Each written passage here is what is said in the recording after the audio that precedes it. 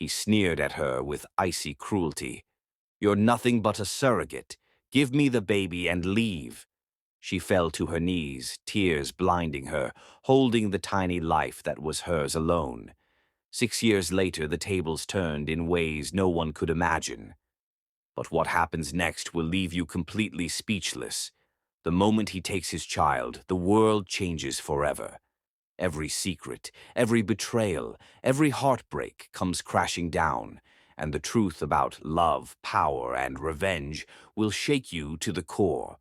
Watch this story without skipping a single second, because every scene, every tear, every shocking revelation leads to the jaw-dropping moment in Chapter 10 that will leave you gasping and questioning everything you thought you knew. Hey everyone, so happy to see you here today. May your day be full of love, happiness, and countless blessings. May your hearts be at peace, your home be full of joy, and may you always have strength to chase your dreams. Ameen. If you love being part of this family and want to show your support, comment below. I love Mr. James. Let's make this community full of positivity, love, and good vibes, because together we're unstoppable. Adrian Cross moved through the city like a shadow with purpose, every step precise, every glance calculated. He carried himself with an air of authority no one dared question. The world bent subtly to the weight of his presence. No one could challenge him without consequence, yet Adrian thrived on this dominance. It made him untouchable. It made him feared. It made him alive in a way most would never understand. Women had always been a distraction, nothing more than fleeting moments of entertainment. Moments he could control, moments he could discard. Attachment was weakness. He had learned early to avoid it. Trust was another form of vulnerability. He never gave either. To Adrian, life was a series of controlled choices, every action measured, every interaction deliberate, every consequence anticipated. Nothing escaped his scrutiny. He was the master of perception, the architect of outcomes. And yet, there was a quiet emptiness that no wealth could fill, no conquest could erase. It was a hollow space he refused to name. He dressed impeccably, as if armor could shield him from the world. White shirt crisp against skin, tailored suit sharp enough to cut tension itself. His hair combed, flawless, his eyes cold yet piercing. People called him charming, some whispered ruthless. Adrian didn't mind the labels. They were irrelevant. Power was the only truth that mattered. In boardrooms, he was a storm. In social settings, a hurricane contained in a glass of elegance. Women often swooned, men often bowed. But Adrian never noticed either. His gaze was always forward, always calculating, always seeking advantage. He had perfected a method with women, charming, polite, seemingly attentive, conversations that felt personal, touches that felt tender, and always a hidden layer of control, a subtle manipulation disguised as care, juice, a cocktail, a whisper. It was never about them. It was about maintaining dominance, protection disguised as thoughtfulness, safety disguised as concern. It always worked. Until tonight. He entered a small coffee shop by mistake. The place was quaint, unassuming. Warm yellow light softened the edges of the room. The smell of roasted beans mixed with vanilla filled the air. He wasn't supposed to stop here. A wrong turn, a minor delay, and now he was inside. He sighed, irritation coating his movements. The barista greeted him, unaware of the storm that just entered. Adrian ordered something simple. Espresso, black. No sugar, no indulgence, just fuel. He scanned the room, practiced as always, until he saw her. She didn't move like other women. She didn't adjust her hair, preen, or signal awareness of his presence. She existed in her own calm space. Brown skin glowed under the soft lighting. Her posture relaxed, confident, unassuming. Her eyes were focused, sharp, but not searching. She was unaware of the gravity her presence held in his world. And for Adrian, that was dangerous, because control was all he knew. Yet she eluded it. He approached, not because he needed to, not because he wanted to, but because instinct told him she was different. "Mind if I sit?" he asked. Her gaze lifted slowly, measured, unimpressed. "Yes," she said, "I do mind." The words hit him with a force he didn't anticipate. He had never heard such candid honesty. A ripple of intrigue passed through him. He smiled, a practiced smile. "I won't take long," he said smoothly. She hesitated, then nodded. He sat. Silence lingered, thick and deliberate. He studied her like he studied patterns in stocks, looking for weakness, looking for openings. She offered none. Not a glance, not a gesture, not a hint. "You're unusual," he said finally. She looked at him evenly. "I'm not here to be usual." Her calm shook him more than resistance ever could. "I'm Adrian," he introduced automatically. Her eyes didn't soften. "Not interested," she said lightly. Adrian's curiosity deepened. He leaned in slightly, not because he wanted to charm her, but because he genuinely wanted to understand. "You seem immune to everything," he observed. Her lips quirked, a ghost of amusement. "I survive by not being impressed," she said. Her honesty was unfamiliar to him. No pretense, no manipulation, just truth. Adrian paused, a subtle unease settling over him. He wasn't used to truth. He thrived on illusions. He preferred them. And yet, something about her gaze held his attention in a way no boardroom or luxury penthouse ever could. He tried his usual lines, charm, compliment, flattery. Nothing landed. She listened, measured, silent. His usual tactics felt hollow. Even his practiced smile faltered. "You know, beauty doesn't belong to money," he said carefully. "And hearts, sometimes rare." Her gaze softened fractionally. "That's true," she replied, almost whispering. He hadn't expected agreement.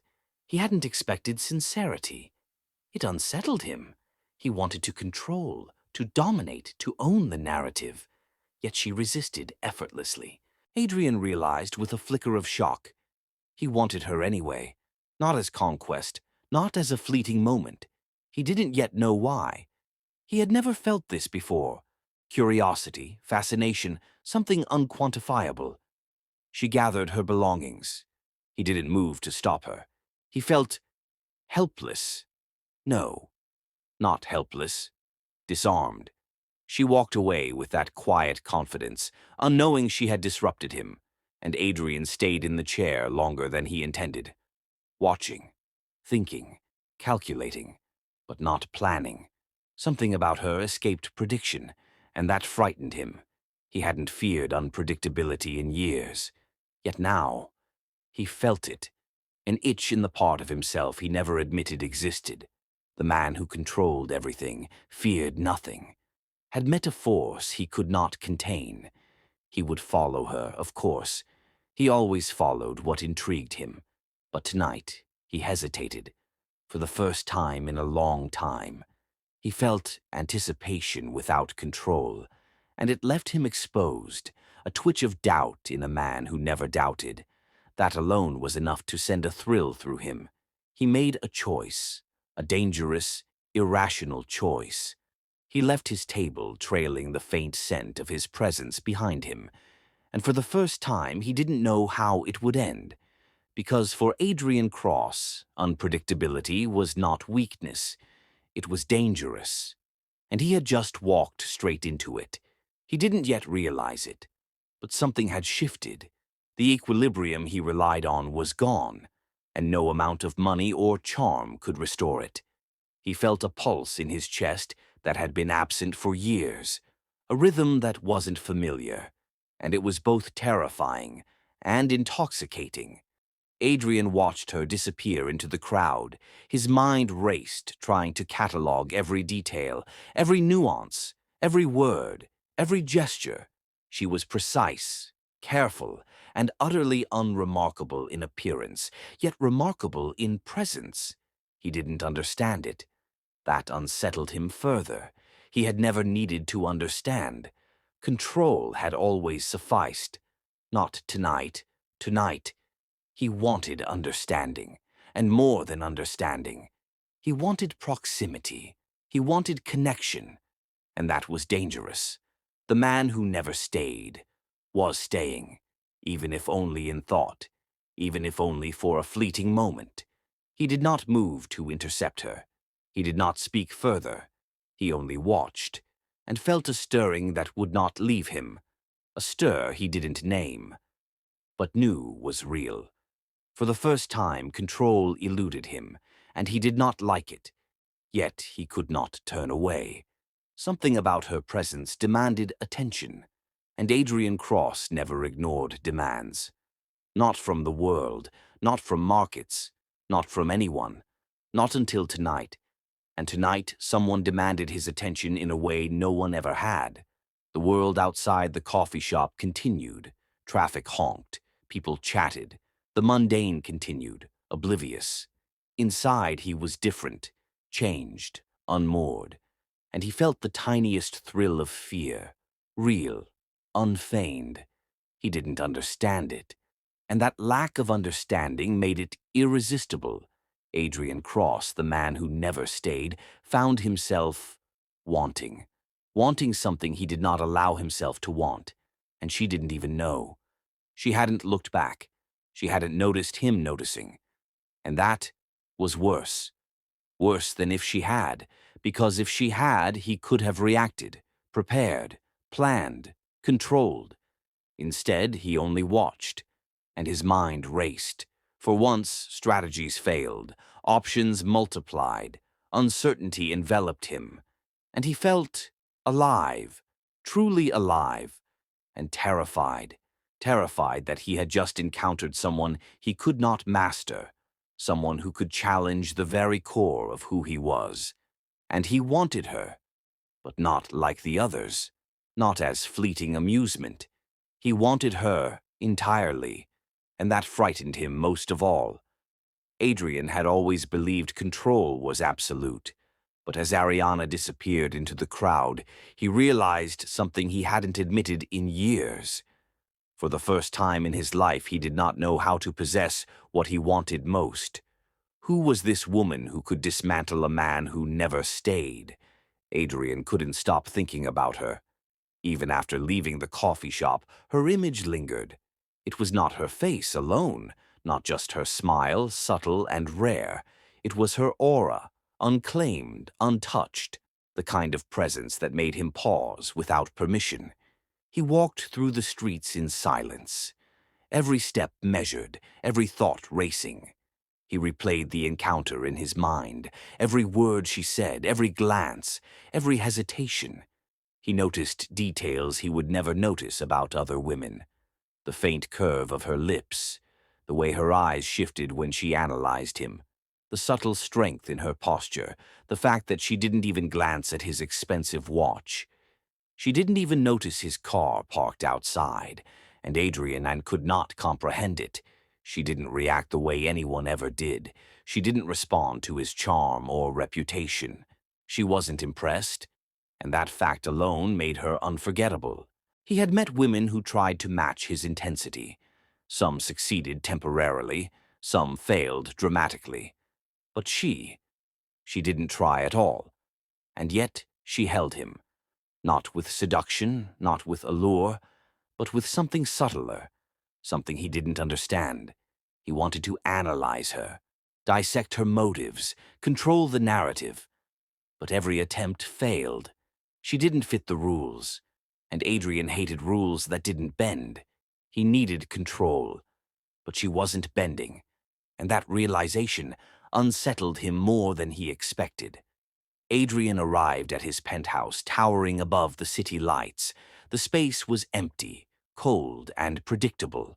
Everything he owned could be bought or sold. Everything could be mastered. Except her.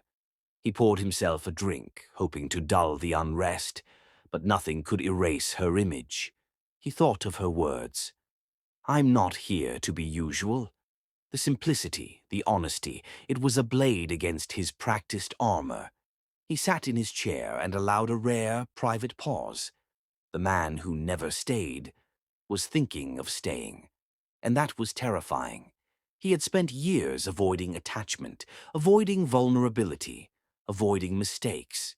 Yet here he felt drawn, exposed. He wanted her, but he did not know why. That alone was a loss of control he could not tolerate.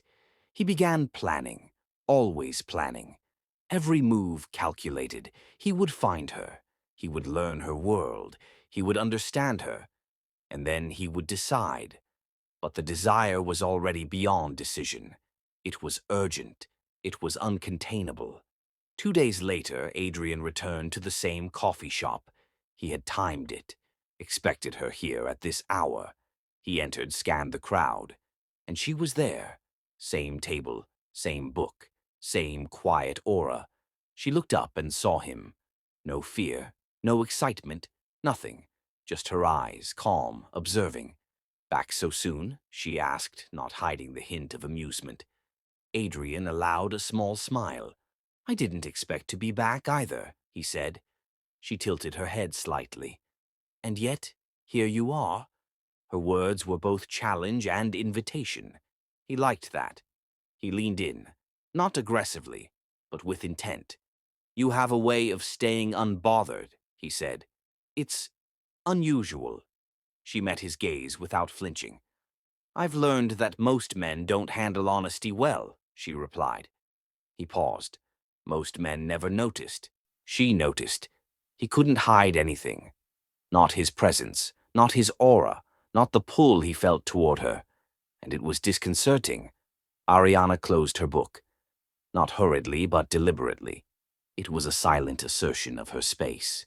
Adrian noted it, admired it, but he also understood it as a boundary. One he was not used to. He hadn't expected a boundary he could not remove. And he felt challenged, excited, annoyed, intrigued, all at once. He attempted his usual charm. "I could buy this entire cafe," he said lightly. She laughed softly, a sound he had never heard directed at him before. And what would that prove? He realized she wasn't impressed by wealth, or by status, or by his charm. She was immune, and it made her dangerous. He felt alive, and yet vulnerable. He tried another tactic. "Perhaps you don't realize it yet," he said, "but I find your presence fascinating." She studied him for a long moment. No reaction, no swoon, no flutter, just a quiet intensity. "Do you always tell women they fascinate you?" she asked. He smiled, acknowledging the challenge. "Not usually. Only the ones who resist." Her gaze sharpened. "I resist everyone," she said casually. Her words were both warning and bait, and Adrian felt the thrill of a predator encountering a prey who could fight back. Not with weapons, not with violence, but with mind, wit, and instinct. It was unfamiliar, unsettling, and intoxicating. He leaned back, pretending nonchalance. But internally he was calculating every possibility, every reaction, every hidden thought. She didn't even know he was analyzing her. And that made it worse. For the first time in years, he was genuinely uncertain. He liked that. He hated that. He wanted to dominate. Yet domination felt impossible. He realized she could disrupt him, break him, change him. And that was more terrifying than any business failure. "You know," he said slowly, "most people respond when you take control." She met his gaze. "And you?" "I never expected this," he admitted quietly. Her eyes twinkled with curiosity. "Expected what?" "Someone like you," he whispered. She leaned back, calm and deliberate. "And why would someone like me matter to you?" Her voice wasn't challenging. It was neutral, yet it carried weight. Adrian considered it carefully. "Because you're not like anyone else," he said. "And I don't know what to do with that." She studied him quietly. Her calmness, her honesty, it was like a mirror, reflecting everything he had tried to hide. And now he had to confront it. He wanted to, and he feared doing so. She laughed softly, a simple sound, unassuming yet full of depth, and it made him realize how shallow all other women had seemed. All the control, the seduction, the charm, it was meaningless, because she could see through it all. Adrian felt exposed, and the exposure was addicting. He leaned closer. "Tell me something," he said, careful. "Why are you untouchable?" Her gaze met his steadily. "Because I choose to be," she replied. Not defensive, not proud, just fact. It was a sentence that weighed heavier than anything he had ever heard. He wanted to challenge it, but he didn't. He wanted to test boundaries.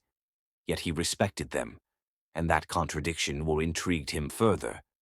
"I'm Adrian," he said again, softly. "Adrian Cross." "I know," she said simply. Her eyes didn't sparkle with awe or recognition. No, she said it as fact, and that fact unnerved him. He realized she didn't fear him or admire him. She simply acknowledged him, and that was new and dangerous.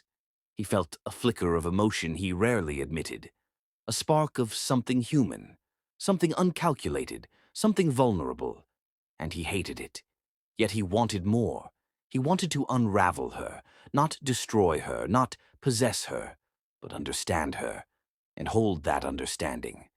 And he knew even before he left the cafe that he would return, not because he had to, but because he couldn't stay away. Something about her had already rooted itself in his mind. And Adrian Cross was not accustomed to roots. They threatened him. Yet tonight they had formed anyway. Adrian had faced boardrooms, enemies, and betrayal. But for the first time he encountered something uncontrollable. A woman whose presence could challenge him, unsettle him, and perhaps change him forever. Would he finally lose control? To her? Ariana's words hung in the air like a challenge, sharp and unapologetic. She wasn't looking away, wasn't flinching, wasn't bowing to his presence. Adrian felt a rare tug of surprise. He wasn't used to women who dared to speak honestly to him. Her calm confidence unsettled him. It wasn't fear in her eyes. It wasn't admiration. It was acknowledgement. And acknowledgement without attachment was something Adrian had never encountered. He studied her carefully. Every subtle gesture, every micro-expression. She didn't need to impress him. She didn't need his approval. That absence of need drew him in, like gravity he couldn't resist. "Beauty isn't money," he said again, softly, almost hypnotically. "It's the heart, and yours feels rare." Ariana paused, blinking slowly. Her thoughts raced beneath the surface. She had never been the type to fall for words, yet the sincerity in his voice lingered. But she also felt the unspoken weight of danger. He was not a man who offered kindness without intent. She could sense it, the underlying edge behind the polished smile, but still she couldn't look away. Her curiosity, quiet but insistent, pulled her closer to him. "Why say that to me?" she asked cautiously. Adrian leaned back, watching her carefully, eyes narrowing slightly. "Because most people are predictable," he said slowly. "Predictable patterns bore me. You don't fit them." Ariana swallowed. She was used to being overlooked, underestimated, dismissed. And here was a man who commanded rooms and attention, telling her she didn't fit the mold. It felt strange, powerful, a little terrifying. She wanted to believe him, and at the same time, she wanted to guard herself. Adrian watched her hesitation. It amused him. It also intrigued him. He didn't smile often without intention, but this time it came naturally. Not as a weapon, not as charm. It was genuine, or at least as genuine as he allowed himself to be. Ariana's lips pressed together, thoughtful, unsure. "I don't belong in your world," she repeated. "You live in a universe of wealth, influence, and admiration. I live in a quiet one, unnoticed, ordinary.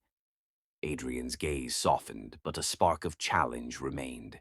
Ordinary doesn't always mean weak, he murmured, and unnoticed doesn't mean irrelevant. She tilted her head, studying him, searching for the catch. There was always a catch with men like him. With Adrian Cross, there was always a plan, a strategy, a motive hidden beneath charm. And yet, his eyes were steady, unyielding. The sincerity, if it was sincere, was disarming. "I don't want to be caught in a game I didn't agree to," she said cautiously. Adrian leaned in slightly. "Games are only dangerous when you let them control you," he said softly. "Some games, if you play correctly, can reveal more truth than silence ever will." She studied him. This wasn't a typical conversation. No one had spoken like this to her before. Not her friends, not her family, not anyone in her ordinary life.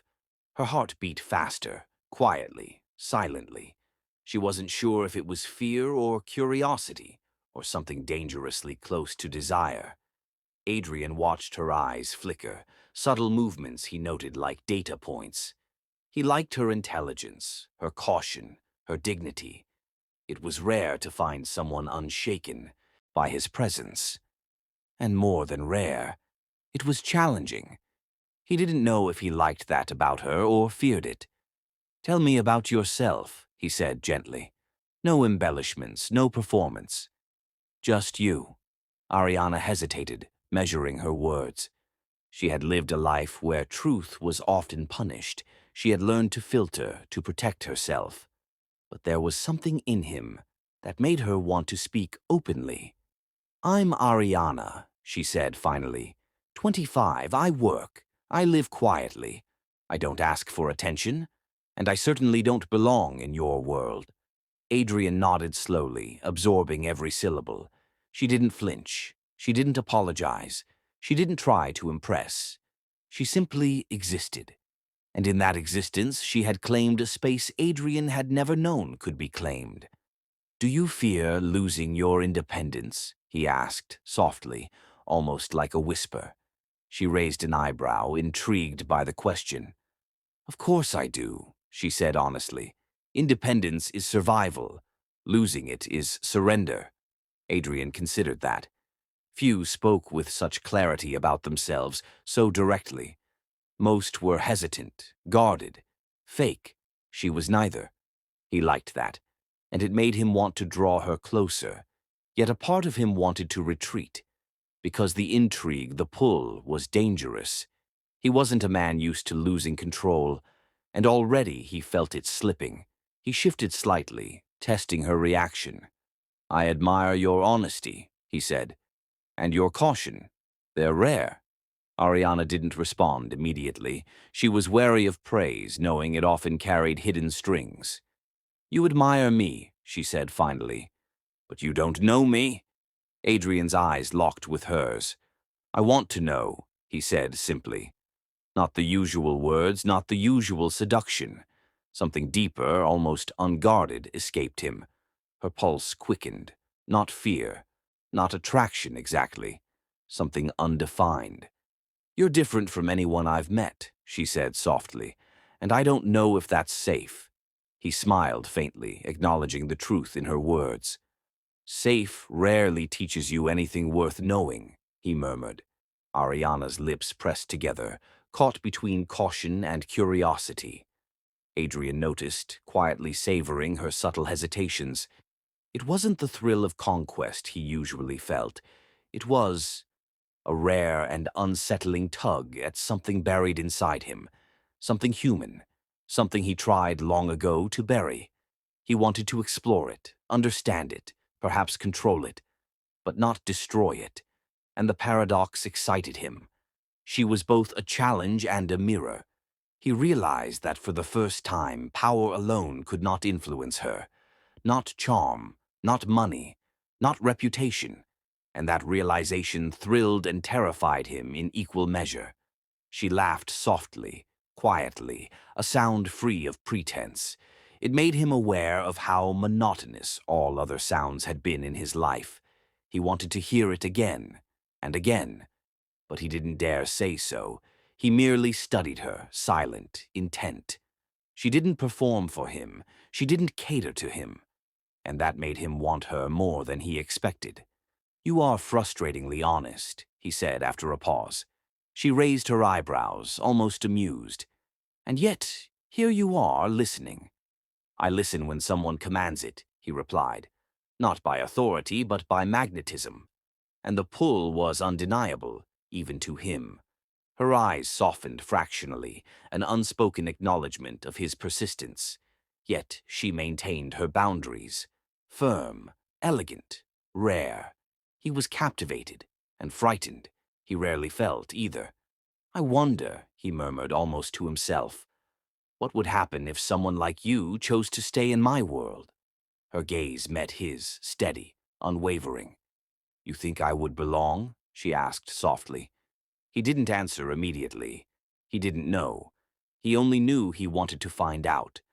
Something about her existence had already unsettled him, and he didn't know if he wanted to return to his old life or surrender to this new, uncertain feeling. She was both safe and dangerous, familiar and unknown, and he couldn't place which terrified him more. Every instinct told him to retreat. Every impulse urged him to approach. He remained seated, silent, watching her movements, studying the unguarded way she existed. He noticed small things, subtle quirks, fleeting expressions, the way her fingers lingered on the edge of the book. They were details most would ignore. He did not. Details mattered, because control was built on understanding, and he could not yet understand her. She was unknowable in a way that challenged everything he believed about life and people, and that unsettled him. He wanted clarity. He wanted certainty. Yet he also feared what he might find if he pursued it. For the first time in years, Adrian Cross felt uncertain, and the uncertainty was intoxicating. He leaned back, letting the quiet of the cafe envelop them. Time slowed in a way it never did around other people. Around her, every second seemed charged with something more, something raw, something honest. He realized he had never experienced this before, and he wanted to experience it again, but he didn't yet know how to approach it, because approaching her recklessly would mean losing the very thing he was just beginning to crave: her attention, her trust, her authenticity, and that was worth more than he could admit. Adrian's hand brushed against his coffee cup, an absent gesture. His mind raced with possibilities, none of them guaranteed, all of them thrilling. She had entered his world uninvited, and now he couldn't imagine it without her. But she remained unattainable, not by choice, not entirely. By circumstance, by her dignity, by the quiet power she held over him. And that made the challenge irresistible. He didn't yet know whether to call it fascination or obsession. All he knew was that he could not walk away. Not yet. Not today. Not tomorrow. He had encountered a force he could neither manipulate nor predict, and it called to him more than anything had in years. Ariana, seated across from him, sensed nothing of the storm she had stirred. She read her book quietly, unaware of how dangerously close she had come to unraveling a man who never stayed. And Adrian realized something he had never allowed himself to admit. He wanted her to stay, not for a night, not for a moment, but indefinitely. And the thought terrified him more than any business failure ever could. She didn't notice the shift in him. She was oblivious to the effect she had, and that made her even more dangerous. The cafe hummed quietly around them, a gentle world continuing without awareness of the tension between these two souls. Adrian leaned back again, silent. She continued reading. He couldn't leave. He didn't want to, and that was a revelation he had yet to confront fully. For a man like him who never stayed, this was new, and he would need to navigate it carefully, because he had never faced anyone like her before, and he would not survive losing control. Not now. Not ever. The thought of it left a tightness in his chest he wasn't accustomed to, and he found he did not want to overcome it. For the first time, vulnerability was not weakness. It was attraction, and it was irresistible and dangerous, and everything he wanted. Adrian had always controlled every room, every person, every outcome. But here, with Ariana sitting quietly across from him, he realized control was slipping through his fingers. And he didn't know if he wanted to grasp it back or let it unravel entirely. Would he finally confront the one person he could not manipulate, or would she slip away before he even realized what he had lost? Adrian's voice became a constant presence in her life, haunting the quiet moments she thought were her own. It started with calls in the early evening, when the sun was melting behind the city skyline and the world slowed just enough to notice shadows. Then messages appeared, carefully timed, each one perfectly phrased to linger in her mind long after she had read it. He never sent too many at once, never overwhelmed her. Each word was deliberate, measured, controlled. "I can't sleep without hearing your voice," he whispered one night, and she felt a flutter she hadn't felt in years. Ariana resisted at first. She told herself it was loneliness, that her heart had been soft in places only because she had been careful to guard it too long. But even the strongest walls have cracks, and loneliness exploits them effortlessly. She fought against the pull, reminding herself who he was, the man who controlled everything, the man who never stayed, the man who had never belonged in a life like hers. And yet, every time his name appeared on her phone, her heart betrayed her with excitement. She began to look forward to the messages, the subtle teasing, the faint hint of desire hidden in his carefully chosen words. She began to notice the hours stretching differently when he wasn't around, as though the world paused until his voice returned. Even in her strongest moments, she could not deny the pull. Every conversation drew her in, layer by layer, until she felt exposed in a way she had never been before. Adrian was patient, yet insistent. He never demanded her presence. He simply made himself unavoidable. And in that, he was more dangerous than anyone she had ever encountered. She caught herself dreaming about him, not consciously, but in fleeting moments when her mind drifted. She imagined their lives intertwined, a small apartment, a quiet dinner, the comfort of a shared bed. Marriage, stability, a future that felt almost real. And with every passing day, she allowed herself to hope. She had never been the type to hope for someone like him, the billionaire who could charm anyone, manipulate any situation, and disappear without a trace. Yet hope crept in, insidious and sweet, despite her better judgment. She believed him because he made it so easy to believe. Adrian never forced her. He never overpromised. But his consistency was intoxicating. He made her feel seen in a way no one ever had, and for that she was grateful and vulnerable. Her friends noticed the change. "She's smiling more," they whispered. "She seems lighter, happier." But Ariana knew better. Her heart carried caution like armor, though it was growing thin with every whispered confession over the phone. And Adrian sensed it. He could feel the walls weakening without ever touching them. It was a game he knew he could win, but that knowledge did not lessen the thrill. He observed her, careful, attentive, calculating every move, every pause in her voice, every hesitation in her words. He stored them, catalogued them, analyzed them like a pattern waiting to be decoded.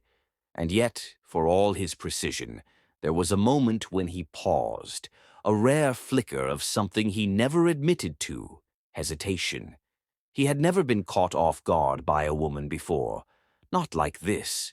She was unpredictable, subtle, honest, fierce, and that terrified him in ways he refused to name. He told himself it was the strategy, the game, the control. But deep down, he knew it was more than that, because when he spoke to her, he felt human, a sensation unfamiliar yet intoxicating. Ariana, meanwhile, allowed herself to feel the warmth of his words. She clung to them in the quiet of the night, repeating them in her mind when sleep refused to come. She imagined a life where he was hers entirely, not just in words but in presence, and the thought made her chest ache with longing. She started noticing the little things he did. The way he asked about her day sincerely. The way he remembered details she hadn't expected him to.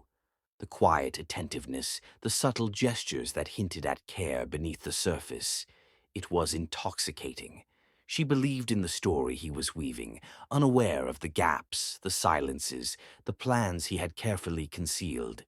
Adrian continued his rhythm with precision. Calls, texts, moments stolen from busy schedules. He was everywhere she needed him to be, without overwhelming her. And all the while his mind held a different narrative, a narrative she could not see. Because while she imagined a future, he imagined an exit.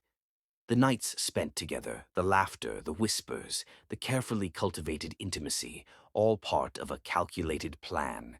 He wanted to test her trust, her devotion, her willingness to surrender. He needed her to believe fully before the moment came when he would vanish, and he knew exactly when that moment would arrive. Ariana, blissfully unaware, allowed herself to fall deeper. Each night, each conversation, each shared secret drew her closer. She told him things she hadn't shared with anyone before. Her dreams, her fears, her moments of weakness. And with every revelation, Adrian stored it. Not for love, not for care, but for precision. He needed her trust, absolute, because the night he had planned, the night she would let him into her life completely, would decide everything. And he had rehearsed it in his mind countless times, the timing, the setup, the subtle manipulation that would leave her unaware until it was too late. Yet, even with all his calculation, he could not anticipate the intensity of the attachment that had already begun to form. Her vulnerability, her honesty, her hope, it was more real than he expected. And for the first time he felt a shadow of something he hadn't felt in years, a flicker of guilt, fleeting but undeniable. He pushed it aside immediately. There was no room for sentimentality. Not yet. Not before the plan concluded. And yet, in the quiet moments between calls, between messages, he found himself imagining a different possibility. One that involved keeping her close, not discarding her. A thought he quickly dismissed as weakness, but it lingered, unwelcome, like a whisper he couldn't ignore. Meanwhile, Ariana began planning her life around him. She imagined him entering her world fully, completely. Marriage, stability, a shared future that felt tangible in her dreams. She even began to share small glimpses of her life, her routines, her world, trusting him more than she should. It was dangerous, but she didn't know it, because she didn't know his plan. Adrian watched carefully as she revealed herself, every laugh, every sigh, every confession of longing. He stored them, memorized them, prepared for the moment he would strike. And that moment was drawing near. Ariana's trust was near absolute. Her defenses weakened, her heart exposed, and Adrian, ever precise, knew the night would soon come. A night where intimacy, trust, and passion would converge. A night where her belief in him would be complete, and he would disappear. But as he planned the perfect exit, a part of him hesitated, something uncharacteristic stirring deep inside. Because she had already captured a piece of him he refused to admit existed. A piece that wanted more than control, a piece that wanted her entirely. And that piece was dangerous. Even for him, even for a man who never stayed. The tension built silently, invisibly, like the calm before a storm no one could predict. Ariana was unaware of the calculations, the strategies, the silent anticipation that surrounded her. She only knew the warmth of his words, the comfort of his presence, the thrill of his attention. And that warmth made her heart swell with hope, a hope that blinded her to the truth, a truth carefully hidden behind charm, patience, and strategy. Adrian watched her closely, fascinated by her trust, her innocence, her willingness to open herself to him, and he felt a rare surge of something almost like regret. But not yet. Not before the night arrived, because once the night came, everything would change. She would not see it coming, not in a million lifetimes, not until the moment of betrayal struck with quiet precision. He rehearsed the night in his mind repeatedly. Every word, every movement, every subtle act of intimacy, carefully measured to ensure complete trust. And when it arrived, it would be absolute. Her surrender would be total, and that was necessary. Yet he felt the faintest tremor of doubt. Could he carry it through without faltering, without allowing something dangerous to awaken? Something that might make him hesitate, something that might change the plan entirely? He pushed the thought aside. He could not afford weakness. Not yet. Ariana, meanwhile, dreamt of a life where his words were truth, where he was constant, where she belonged fully in his world. And she let herself imagine it vividly, dangerously. Every call, every message, every whispered word in the night became a thread weaving them together. She began to feel that the bond between them was unbreakable, not knowing that the very moment she believed it would be the moment he planned to vanish. And that tension, that hidden duality, hung invisibly between them like a coiled spring, ready to snap. Adrian watched, fascinated and cautious, knowing the moment of reckoning was near. And as he prepared for the night, he felt the dangerous thrill of being caught between control and something far more unpredictable. A feeling he hadn't known in years, a feeling he didn't want to acknowledge but could not ignore. The night approached silently, with inevitability, and both of them were unaware of how it would change everything. Her trust, her heart, her life, his control, his plan, his carefully constructed world. And once it arrived, there would be no turning back. Everything would be different. The fragile balance of desire, trust, and deception would shatter, and nothing would ever be the same.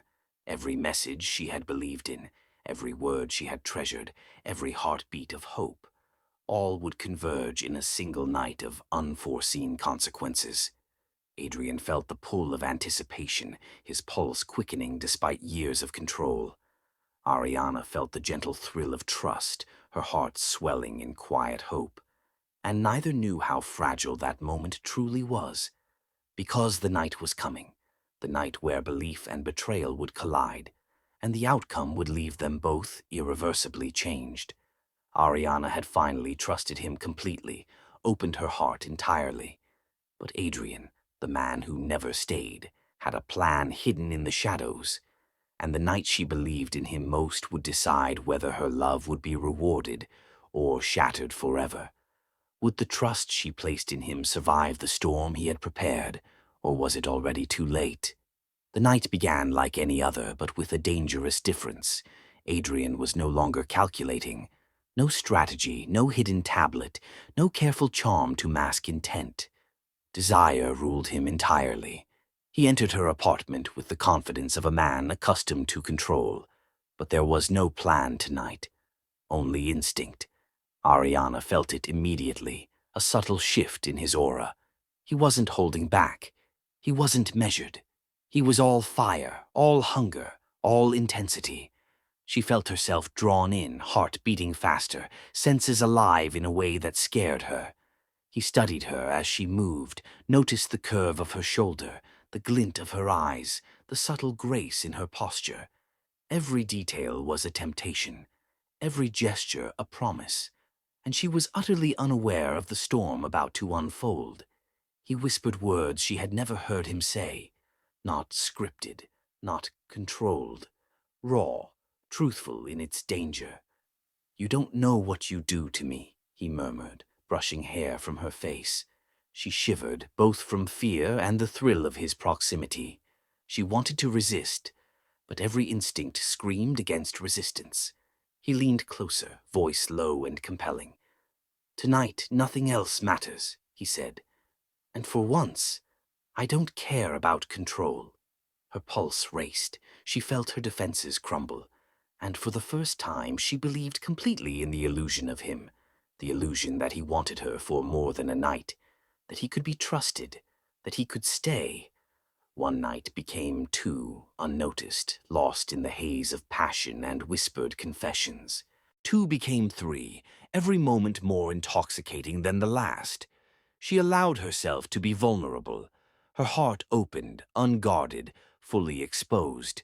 She believed in him utterly, completely, and that belief would be her undoing, because Adrian had no intention of staying. He never had. He was caught in the moment, yes, consumed by desire, yes, but plans, dark and precise, had already been set. The exit had been calculated long before she trusted him fully. The night stretched, unbroken, endless. Every touch, every sigh, every whispered word pulled her deeper. Her mind blurred between love and longing. She imagined this intimacy could be forever. She imagined a future she had never allowed herself to imagine. And Adrian watched silently, storing each detail, each subtle shift in her expression. Every word she whispered, every sigh of pleasure, every laugh of delight. It was catalogued, memorized, noted for the plan ahead. But even as he recorded her, even as he observed her heart unravel in trust, he felt something dangerous stir. A pull he didn't understand, a shadow of something he had long buried, a flicker of doubt, not for her safety, not for morality, but for himself. He was falling in a way he refused to name. He could feel it, dangerous and forbidden, stirring inside him. And yet he could not stop. For her, for himself, for the thrill of desire, he let go entirely. The nights blurred, indistinguishable from one another. Passion, hunger, whispers, laughter, soft moans, and the silent language of trust. He let himself be reckless. And for Ariana it felt like love. The kind of love that made hearts ache and minds dizzy. She believed in him utterly. She thought he was hers, body and soul. And she allowed herself to imagine a life entwined, a future shared. A night of unbroken intimacy became 3 nights, then 4. And the bond, invisible yet potent, strengthened. Adrian crossed lines he had never crossed with anyone else. He allowed her into a space few ever entered. And she, trusting him fully, offered herself without hesitation. He whispered promises he never intended to keep. And she, hearing only what she wanted to hear, believed them. The mornings came and went in hazy warmth. Her laughter filled rooms that had been empty before. Her trust deepened with every glance, every touch, every word. And Adrian watched silently, calculating, because he knew what was coming. The moment when his presence would vanish, leaving only the aftermath of desire. And it arrived suddenly. Morning after the 4th night, Adrian was gone. No goodbye, no whispered excuse, no message to soften the blow. Silence, the kind of silence that screams. Ariana awoke to an empty apartment, heart still racing from the intensity of the previous nights. She reached for her phone, instinctively expecting to see his name. Nothing. Messages unread, calls unanswered. And the weight of abandonment hit her before her mind could even process it. She tried calling him. No response. She sent messages. Nothing. Every heartbeat echoed in the emptiness of her apartment. Panic crept in, subtle at first, then roaring like a tidal wave. The illusion of love, carefully constructed over days, vanished in a single cruel moment. She felt a dizzying mix of confusion, betrayal, and heartbreak. How could someone disappear so completely after claiming intimacy, trust, and care? Every word he had whispered, every touch, every laugh, it felt like a lie, a cruel, deliberate lie. She searched her mind for an explanation. Maybe he had an emergency. Maybe something happened. But every instinct told her the truth. Adrian Cross had planned this, planned to enter her world, break her heart, and leave without trace. Her hands trembled as she held her phone. Tears blurred her vision. Anger, grief, disbelief, and longing collided inside her. She had trusted completely, and it had been repaid with absence. Days passed. Every message remained unread, every call unanswered. Her mind circled the memories like a predator, each one a dagger of longing and betrayal. She couldn't understand how someone could be so intimate, so present, and then vanish entirely. Her friends tried to console her. "She'll come back," one whispered. "She always does," another said. But she knew better. Ariana had seen the way he moved through life, controlled, deliberate, ruthless. And now ruthless applied to her heart. She felt hollow, abandoned in a way that left her raw and unprotected. Adrian, meanwhile, existed elsewhere, detached yet watching from shadows. Every detail she hadn't noticed, every quiet heartbreak he ignored, fueled the plan he had set in motion long ago. Yet even as he executed his strategy, a small part of him, a dangerous, forbidden part, felt the pull of remorse. Not enough to return, not yet, but enough to unsettle the precision he relied on. Ariana tried to carry on. Work, routine, friends, normalcy. But every corner of her life echoed with his absence. Every familiar place reminded her of the nights she had surrendered, the trust she had given freely, the belief in something that was never real. She grew quieter, more careful with every smile, every laugh, every word spoken aloud. And yet she could not erase him from her mind. The bond, though broken, left traces too deep to remove. Her heart, stubborn and vulnerable, clung to memories of moments she could never reclaim. Every sunrise brought a wave of hope that he might return. Every sunset crushed it again. And in the quiet of night she felt the echo of his voice, whispering words that were now hollow. "You don't know what you do to me," he had said, and the memory stabbed her, sharp and unyielding. She had loved, fully, completely, and the man she believed in had disappeared. Adrian had left, but the storm of consequences remained. Her friends urged her to move on. "Forget him," they said. But forgetting was impossible, not when every cell in her body remembered him, not when every thought, every heartbeat carried the imprint of the nights they had shared. She felt betrayed, used, and yet a part of her still longed for the man who had abandoned her. She couldn't reconcile the warmth she felt in his presence with the coldness of his absence.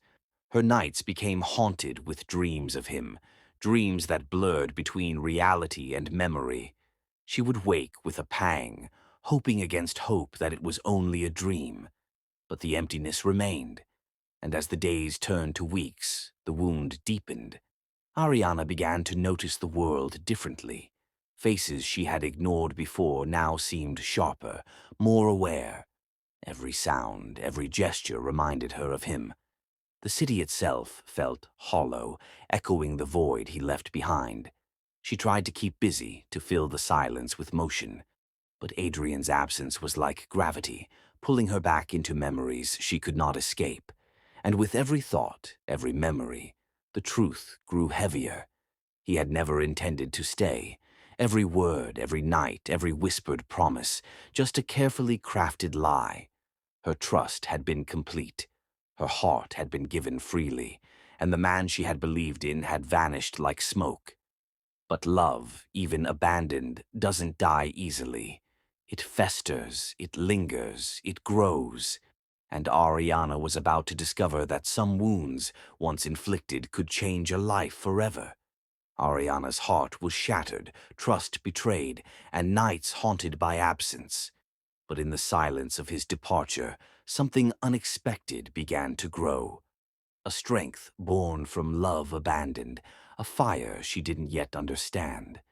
Would she rise from the ruin he left behind, or would the shadows of betrayal consume her entirely? The days after Adrian's disappearance passed in a haze Ariana could barely name. Her body moved through routines, but her mind lagged behind, trapped in unanswered questions. Sleep came in fragments. Food tasted like ash, and silence became her loudest companion. She told herself it was heartbreak, that grief had weight and this heaviness was normal. But something else stirred beneath the surface, a subtle unease she couldn't explain. Her body felt unfamiliar, as if it carried a secret she hadn't yet learned to read. Morning sickness came quietly at first, a wave of nausea she dismissed as stress. Fatigue followed, deeper than exhaustion, settling into her bones. She blamed heartbreak. She blamed sleepless nights. She blamed everything except the truth. Because the truth terrified her. The truth would change everything. One afternoon, standing alone in the bathroom of her small apartment, Ariana stared at herself in the mirror. Her face looked paler. Her eyes held fear she didn't recognize. Her hands trembled as she opened the drawer beneath the sink. The test felt heavier than it should have. Cold plastic, a thin stick that carried the power to destroy or redefine her life. She sat on the edge of the bathtub, breath shallow, heart pounding so loud it echoed in her ears. Time slowed. Each second stretched painfully as she waited. Her thoughts raced uncontrollably. No, this can't be happening. Please. Not this. When the result appeared, her world fractured silently. Positive. The word didn't scream, it didn't explode, it simply settled into her chest like a stone. Her fingers shook so badly the test nearly slipped from her grip. Tears came without warning, hot and unstoppable. Shock gave way to fear. Fear gave way to despair. And despair collapsed into raw, unfiltered grief. She sank to the floor, back against the cold tiles, clutching the test as if it might change its mind. Adrian was gone. No calls, no explanations, no way to reach him. And now, this.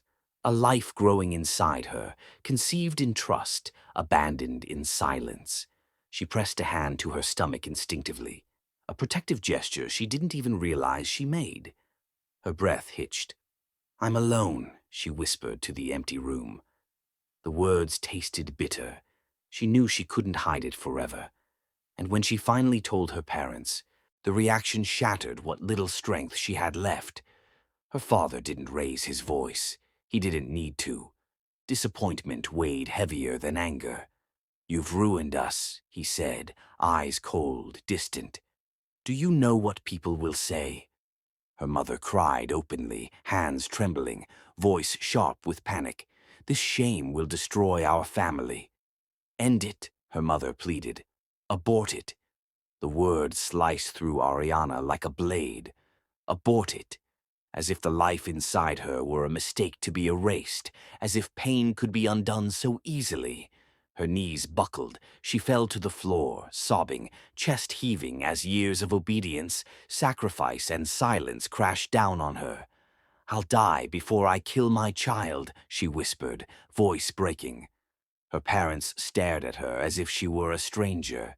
Fear hardened into anger. Anger hardened into rejection. "You're choosing disgrace over us," her father said. Her mother turned away, tears falling freely, but not for her, for reputation, for honor, for everything except Ariana's pain. That night, Ariana lay awake, staring at the ceiling, heart heavy with impossible choices. She had never felt so alone, abandoned by the man she loved, rejected by the people who raised her, and burdened with a responsibility she hadn't planned for, but could not deny. She thought about the child growing inside her, innocent, unaware of the chaos surrounding its existence. And something inside her shifted. Fear remained, but beneath it, something stronger emerged, resolve. She chose pain. She chose loneliness. She chose motherhood. Alone. The days that followed were brutal. Her parents spoke less. When they did, their words cut deeper than silence. Neighbors whispered, friends distanced themselves. Every glance felt like judgment. Every step felt heavy. She worked through nausea. She cried through exhaustion. She endured nights curled around her stomach, whispering promises to a child she had not yet met. "I won't abandon you," she murmured. "I'll protect you, even if it costs me everything." Money became tight. Bills piled up. Opportunities vanished as quickly as sympathy. But Ariana refused to break. She learned to survive on determination alone. She learned to walk with her head high, even when shame threatened to pull her under. Her body changed. Her world shrank. And yet, in the quiet moments, she felt something unexpected. Connection. A bond deeper than anything she had known before. Every heartbeat reminded her she wasn't truly alone. There was life inside her, life worth fighting for. Adrian never called, never texted, never appeared. And slowly, painfully, Ariana accepted the truth. He was never coming back. Her love had been real. His had been a lie. But the child was real, and that truth anchored her. She attended appointments alone, held her own hand during moments of fear, smiled through pain so no one could accuse her of weakness. And when doubt crept in, when exhaustion threatened to break her, she remembered the choice she had made, not because it was easy, but because it was right. She wasn't just surviving anymore, she was becoming something new. A mother forged in abandonment, a woman reshaped by betrayal. And though the world had turned its back on her, Ariana stood firm. Because love, real love, doesn't disappear when things get hard. It stays, it grows, it sacrifices. And deep within her, a quiet strength took root, waiting for the moment it would be tested. Ariana chose life when the world chose to abandon her. But as months passed and whispers grew louder, a terrifying question loomed. The first contraction hit Ariana like a tidal wave. Her body shook, muscles screaming, breath ragged. She clutched the hospital bed with white-knuckled intensity. Pain rolled through her in relentless waves. She gasped, eyes wide with both fear and determination. Her mother hovered nearby, fists clenched, face contorted in a mixture of fear, anger, and disbelief. "You've done this to yourself," she screamed. The words burned in Ariana's ears, but she did not falter. She gritted her teeth, willing her body to endure. The medical team moved around her with clinical precision. Monitors beeped, lights flashed, and nurses whispered rapid instructions. Ariana barely registered them. Her mind was singularly focused on one thing: the life she was about to bring into the world, the child she had chosen to protect, no matter the cost. Pain exploded again, and she let out a scream that was half terror, half triumph. Her grip on the bed's rails threatened to splinter them. The doctor's voice was calm but firm. "Breathe, Ariana. You can do this. Breathe." Her lungs ached, but she followed the command. She forced herself to inhale, then exhale, rhythmically, desperately. Her mother's shouting continued in the background. "You've ruined your life. Think of the shame." Ariana blocked it out, focusing entirely on the life growing inside her. Hours stretched into a timeless haze of pain and anticipation. Every wave threatened to break her, yet she clung to consciousness. Her vision blurred, sweat drenched her skin. Her legs shook violently. And yet she whispered a name through clenched teeth, voice barely audible. Adrian. A name carried by hope, by memory, by desperation. He was absent, but somehow, in this moment, he felt present. She imagined him there, offering the support that reality cruelly denied. The contractions came faster, each one more intense than the last. Her body quivered, every nerve screaming in rebellion. Tears streamed down her face, mixing with sweat and fear. Pain became both enemy and ally, driving her forward. The nurse guided her, soft words mingling with encouragement and urgency. "Push, push, push." Ariana obeyed, though every fiber of her being wanted to collapse. She felt the unimaginable stretch, the unbearable pressure, and yet she endured. Memories of Adrian's voice haunted her mind, promises she had believed in, moments that now seemed like illusions. And still she refused to let despair dominate. She pressed her hands to her stomach instinctively, as if shielding the fragile life inside her from a world that had rejected her. The baby was coming. She could feel the presence, small but insistent, demanding to enter the world. The doctor instructed, "One more push, Ariana. One more." She summoned the last of her strength, muscles screaming, mind consumed by determination. And then a cry, a sharp, penetrating sound that cut through the chaos. Her heart stuttered. She had done it. Life existed, raw and undeniable. Her eyes filled with tears as she watched the nurses lift the newborn. Tiny fingers, perfect features, a fragile miracle in her arms. Her breath caught, and then she saw it. The face, the resemblance. It was impossible, but undeniable. The child carried the features of Adrian, cruel and unyielding, yet undeniably familiar. A sharp intake of breath, a moment suspended in disbelief. Her body trembled, exhaustion threatening to overtake her completely. Her mother's face twisted in anger and confusion. "Why did you bring this shame into our lives?" she demanded, voice trembling with rage. Ariana barely heard her, focused entirely on the tiny life she held. "You are safe," she whispered, voice choked with tears. "You are mine. I chose you." The nurses wrapped the baby gently, handing him into her arms. Warmth radiated through her, mingling with exhaustion and relief. Every pain, every insult, every sleepless night seemed worth it in that singular moment. She rocked him carefully, tears dripping onto the soft blanket. Her heartbeat synchronized with his, fragile and perfect. Life had endured, even if her world had crumbled around her. Hours passed. Doctors moved quietly. Nurses whispered instructions. But Ariana existed only in the cocoon of her child's first cries and small movements. She marveled at the tiny hands, the delicate lips, the eyes that mirrored the father she had lost. A mixture of anger, sorrow, and awe welled inside her. How could a man who abandoned them create something so undeniably beautiful? She pressed her forehead to the child's, inhaling the soft scent, feeling the rapid pulse of life beneath her hand. A sense of responsibility surged, stronger than any pain she had endured.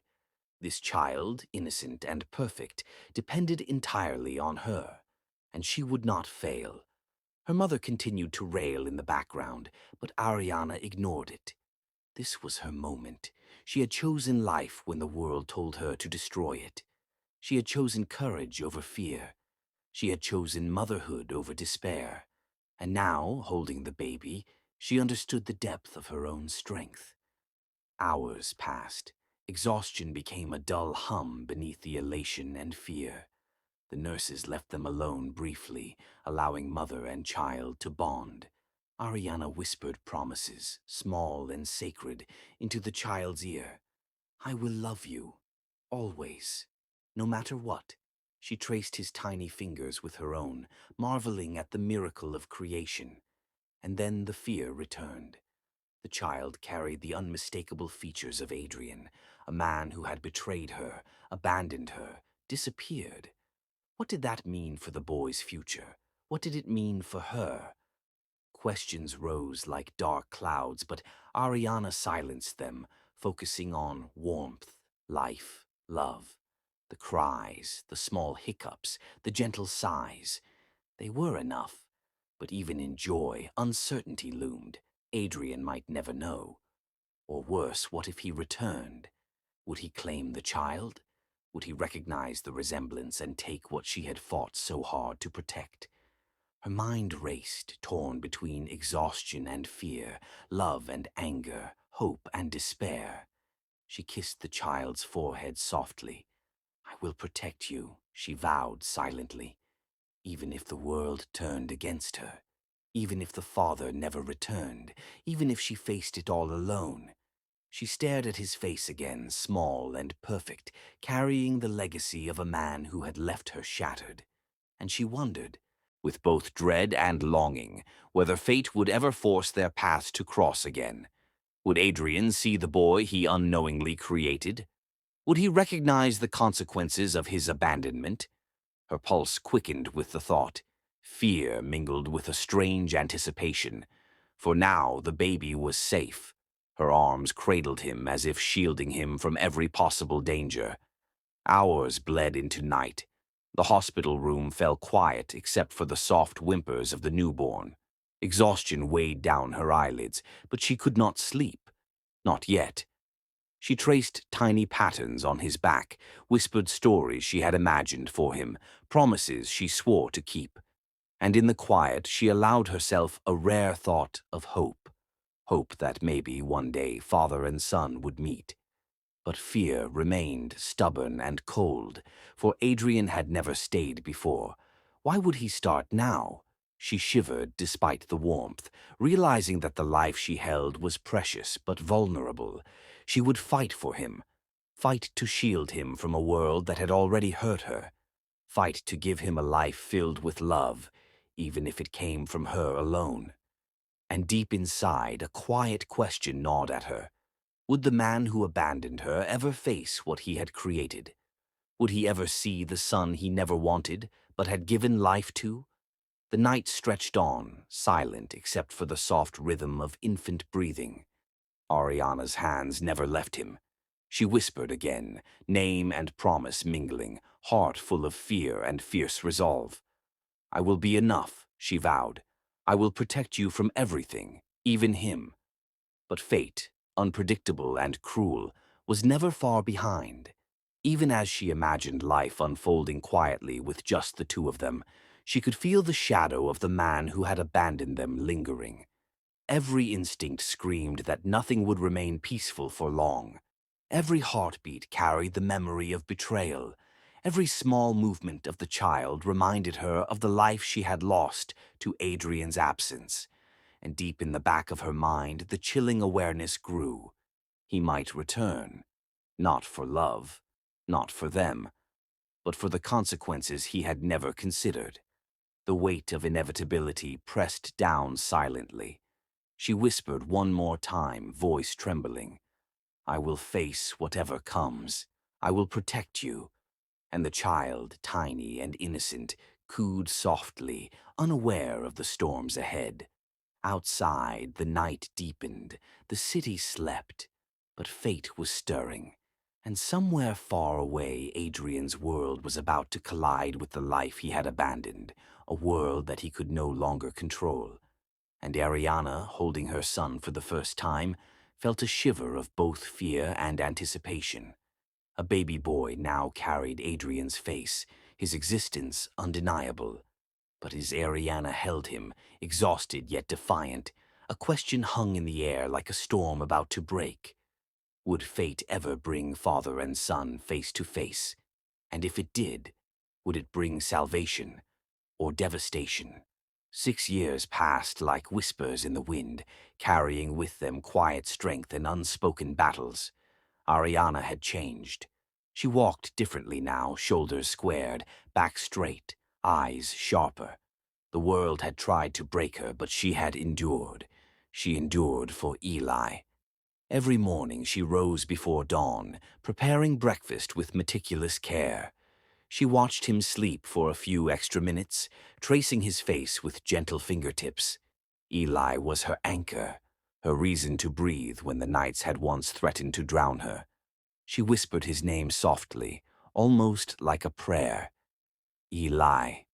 Her voice carried love and reverence, a sacred acknowledgement of the life she had fought to protect. Every laugh from him was a balm to wounds she thought would never heal.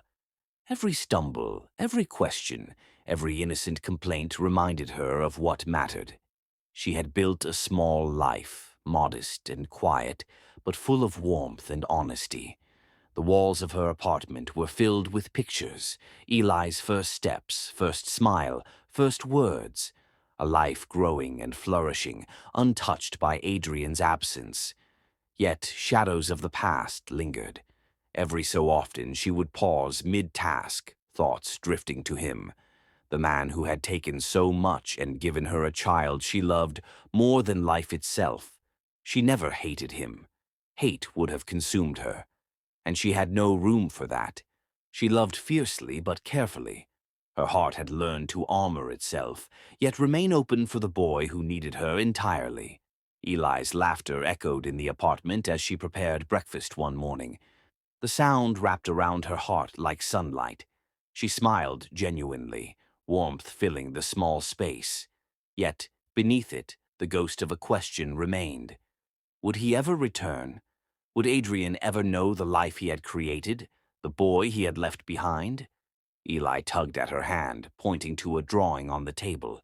"Mommy, look." She leaned over, brushing stray hair from her face, and saw the scribbled attempt at a family. A small house, a son, a stick-figure boy, and a stick-figure woman. No father included. Her chest tightened. A part of her ached for the absence of a man Eli had never known. Yet, she whispered softly, "One day, Eli, you'll understand." He tilted his head, curious. "Understand what, Mommy?" She hesitated. The truth was complicated, layered with pain and love. She chose her words carefully. "Love doesn't always come together the way we hope, sweetheart, but it's still real." He smiled, innocent and unknowing, and returned to his breakfast. Ariana exhaled, tension leaving her shoulders in a slow, deliberate release. She was alone, yet not lonely. The years had taught her resilience. She had faced heartbreak and chosen hope. She had faced judgment and chosen pride. She had faced abandonment and chosen motherhood. Every night after Eli had fallen asleep, she would sit quietly in the living room, her hand on her son's back, feeling the soft rise and fall of his chest. And she would whisper the name again, just as she had in that hospital years ago. Adrian. It was a release, a way to acknowledge a chapter of her life that had left scars but also blessings. She wondered about him often. Where he was, what he was doing. Did he ever think of them? Did he ever feel the weight of his absence? She refused to dwell too long on it. It was dangerous. It pulled at the careful equilibrium she had created. Yet, curiosity was human. It crept in, subtle as a shadow at the edge of her mind. She never expected an answer, but she never stopped wondering. 6 years had made her strong, not hardened, but steadfast. She had learned to balance sorrow with joy, fear with courage, absence with presence. Every choice she made centered on Eli. Every decision was filtered through the lens of his well-being. She had returned to work with a determination born from necessity. Ariana found success not in wealth, but in stability and purpose. She had earned respect quietly, without fanfare, building relationships based on trust, integrity, and strength. Yet even in this self-sufficiency, the shadow of Adrian remained, not as a haunting figure of anger, but as a subtle undercurrent of unfinished story. She told Eli stories about his father, not lies, not bitterness, but simple truths shaped in gentle tones. "If you ever see him," she said softly, brushing Eli's hair from his forehead, "you'll recognize him. Love never forgets." Eli's small eyes, wide with innocence, absorbed her words without fully understanding. He believed in her truth, in the warmth of her explanations, in the honesty of the love she radiated. Ariana's love for him was patient, quiet, infinite. It was a shield against a world that could be cruel, a balm against whispers of judgment, a fortress against loss. She taught him kindness, integrity, courage, lessons born from pain, shaped into tools for a future she hoped would be free from the shadows of the past. Yet even in this careful construction, life retained unpredictability. Small moments would remind her of Adrian's absence, the boy's deep brown eyes that mirrored his father's, The way he laughed, so similar, so achingly familiar. The tilt of his head, the small curve of his mouth, the stubborn way he demanded attention. Tiny echoes of a man who had once held her trust and left. She forced herself to breathe through these moments, to focus on the boy who existed rather than the man who had vanished. 6 years of silence had taught her patience. 6 years of absence had forged resilience. She had become more than she had imagined possible, a single mother yet unbroken. Her son's presence was a constant reminder of her victory. Love had survived, even without support, even without recognition, even without the man who had given her life its greatest trial. And yet, the universe has a strange way of listening to whispered truths. Quiet prayers, wishes, and hopes have a way of moving in unseen ways. Ariana, unaware, continued to shape her son's world, never suspecting the ripples that had already begun in the life of the man who had abandoned them. She carried strength with grace, patience with love, and hope with guarded expectation. But fate, patient and relentless, had begun its quiet movement. A single decision, a small action, an unseen encounter, threads weaving a collision she could never anticipate. Eli played at her feet, laughter echoing through the apartment. She watched him, heart swelling with fierce, protective love. She whispered to herself almost inaudibly, "You are my world, Eli, and I will never let anyone take that from you." And somewhere beyond her awareness, life was preparing for a moment that would challenge everything she had built. A ripple in time that would confront her with the man who had created the life she cherished. Adriana's phone buzzed. A new message appeared on the screen. An unfamiliar number. No words, just an image, a photograph. A small hand gripping a larger hand, a child's hand, and a man's familiar wristwatch in view. Her heart stopped. Blood rushed in her ears. Every instinct screamed. Recognition, disbelief, terror, anticipation, crashing in a wave that left her frozen. Her fingers trembled as she opened the photo fully. Her breath caught. It was Adrian, and he held something unmistakable. Eli's drawing from long ago, a piece of paper that only Ariana and her son had touched, proof that fate had begun listening, that the past was about to collide with the carefully constructed present. Her pulse raced uncontrollably. Fear, dread, and something dangerously close to hope surged through her. Could it be real? Had he finally discovered them? Or was this a trick, a threat, a cruel reminder of power and absence? Her mind raced with possibilities. She glanced at Eli sleeping peacefully on the couch, unaware of the storm forming outside. Her body shook. Her voice was caught in her throat. "Eli," she whispered. But the boy remained unaware, safe, innocent. And yet, in moments, everything could change. Her fingers hovered over the phone. One press could uncover the truth. One decision could shatter the delicate life she had built. She took a deep breath, feeling every heartbeat, every second stretched into eternity. The photograph glowed on the screen, a silent summons, a challenge, a warning. Her chest tightened as realization hit. Adrian had returned, and not for her, not yet, but for the son he had abandoned. Her hands clenched the phone until her knuckles whitened. Tears pricked her eyes. Fear mingled with anger. Hope mingled with dread. And deep in her bones, a question took root. Was she ready for what fate had just delivered to her doorstep? Would she have the strength to protect Eli from the man who had once shattered her world? 6 years of silence had prepared her in many ways, but nothing could prepare her for the storm that was coming. A storm that promised reunion, reckoning, and a truth long avoided. 6 years of absence, silence, and careful protection had shaped Ariana and Eli. But fate had begun to stir. A photograph, a single message, a quiet ripple across time. Would the boy's father finally confront the life he abandoned, and would Ariana be ready to face the man who once broke her heart? The shrill ring of the hospital alarm echoed in Ariana's ears as panic clawed at her chest. Eli's small body lay limp on the gurney, his tiny breaths shallow and uneven. She gripped his hand tightly, refusing to let go, as if sheer willpower could anchor him to life. The white lights above made everything too bright, too sharp, too real. Her heart pounded, matching the frantic rhythm of the monitors surrounding them. Nurses bustled around, voices overlapping in urgent commands. Vitals dropping. We need oxygen. Stat. Prepare for IV. Quick. Ariana barely processed the words. All she could see was Eli's face, soft, innocent, and too small to bear so much pain. Tears streamed freely, unheeded. She whispered his name over and over. Eli, stay with me, please.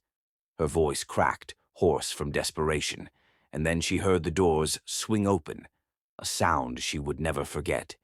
The click of polished shoes on sterile tiles, a presence she had long buried under years of silence and survival.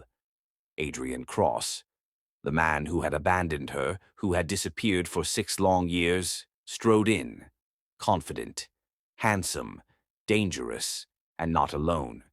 His mistress followed, a woman perfectly dressed, perfectly aware of the impact her presence made. Ariana's breath caught in her throat. She froze, Eli's small hand still in hers. Her pulse raced, adrenaline mingling with dread. Time seemed to stretch, elongating every second into a sharp blade. Adrian stopped abruptly. His eyes fell on the small figure in the gurney. Eli, and then recognition. Every muscle in his body seemed to tense. The air between them thickened, charged with unspoken truths and years of absence. Eli's face mirrored his father's almost perfectly. The resemblance was undeniable. Adriana's mind whirled. He knew he couldn't miss it, and yet his expression remained unreadable. Cold, calculated, no remorse, no hesitation, just observation. The nurses moved around the room, unaware of the silent storm brewing. One of them called out, "We need to move him to ICU, now!" Ariana nodded mechanically, her gaze locked on Adrian. He didn't flinch. He didn't react. He merely watched, as if assessing a puzzle he hadn't expected to encounter. Her fists clenched. "Why are you here?" she demanded, voice trembling. He finally spoke, calm, smooth, precise. "I heard about the boy," he said. Not a question, a statement. Her stomach lurched. "Eli?" she spat, the single word heavy with accusation. "Yes," he replied, eyes scanning the room, then lingering on Eli's tiny face again. Recognition, but no guilt, no apology, no acknowledgement of the years lost. Ariana's chest ached with a mix of fury and fear. He had returned, but not for them. Not yet. The mistress shifted beside him, smiling faintly, unaware of the storm she had walked into. Her presence ignited a sharp, protective instinct in Ariana.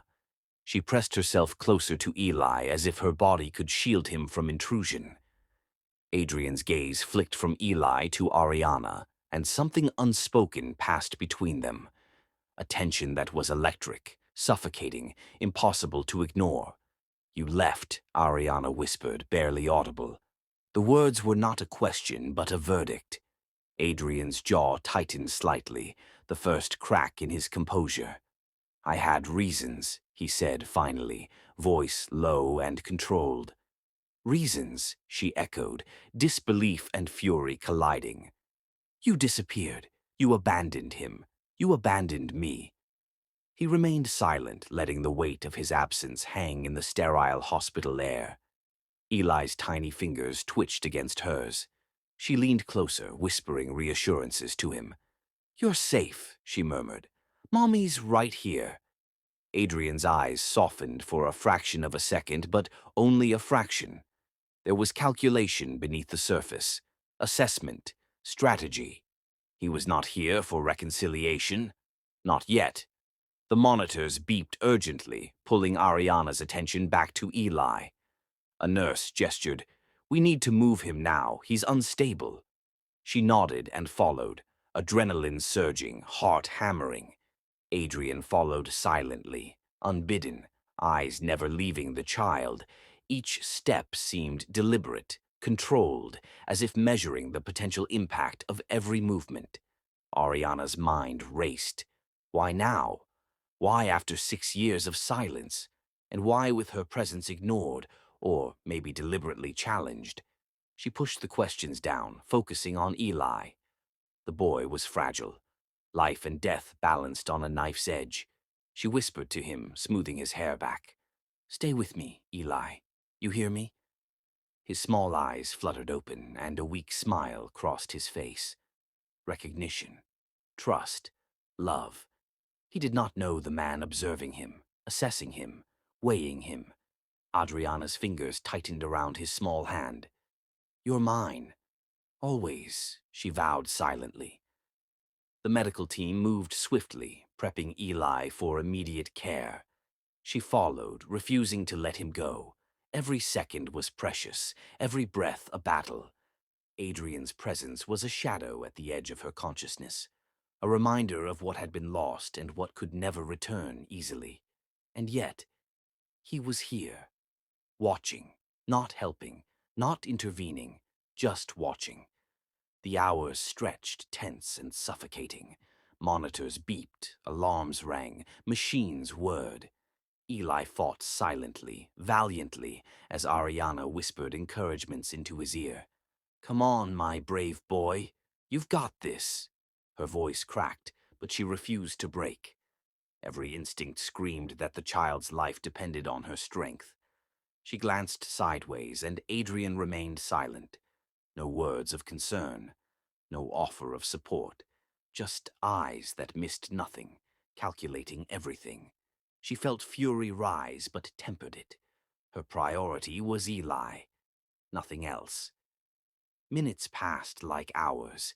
She sat beside him, holding his small hand, whispering reassurances, soothing him through every tremor, every shallow breath. Adrian remained in the background, present yet distant, almost untouchable. The mistress shifted nervously, whispering something to him. He barely acknowledged her, eyes locked on the boy. Ariana's heart raced with anger, fear, and a strange, unwanted recognition. The child in front of her was half of the man standing silently at the side.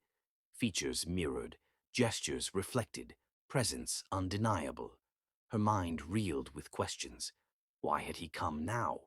Why with someone else? What was he planning? Her protective instincts flared. No one would take Eli from her. Not now. Not ever. Hours blurred, medical staff moving efficiently, alarms fading into background noise. Eli's breathing stabilized, weak but steady.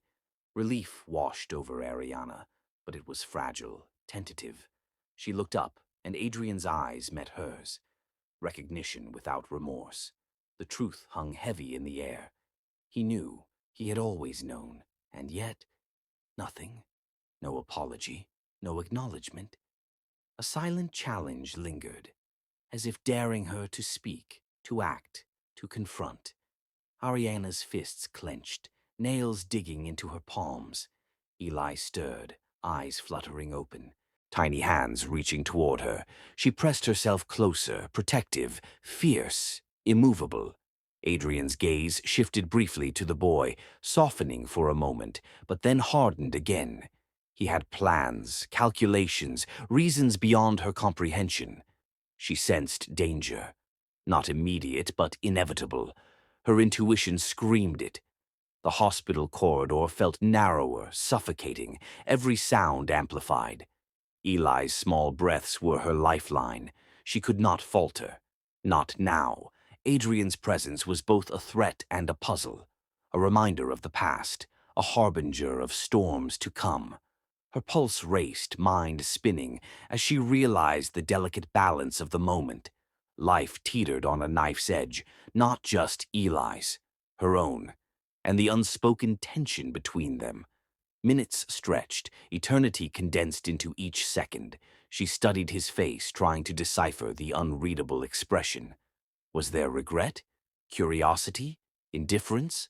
All of it? She could not tell.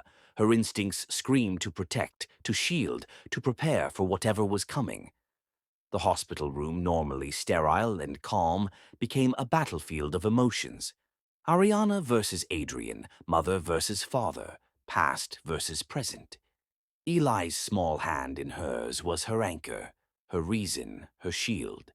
He had survived the immediate danger, but the emotional storm was only beginning. She would need every ounce of strength she had cultivated over 6 long years. The quiet battle of wills had begun, a silent war under fluorescent lights and the hum of machines. And though neither spoke further in that instant, both understood. Nothing would ever be the same. Everything was about to change. Adrian had returned, unannounced, holding recognition without remorse. Eli's life had been saved, but a new battle was about to begin. Would Ariana be able to protect her son from the father who had once abandoned him? And what would Adrian do now that he finally saw his child? Adrian's voice cut through the sterile hospital air like a knife, sharp and deliberate. "You're nothing but a surrogate," he said, each word precise, calculated. Ariana froze, every nerve in her body screaming in disbelief.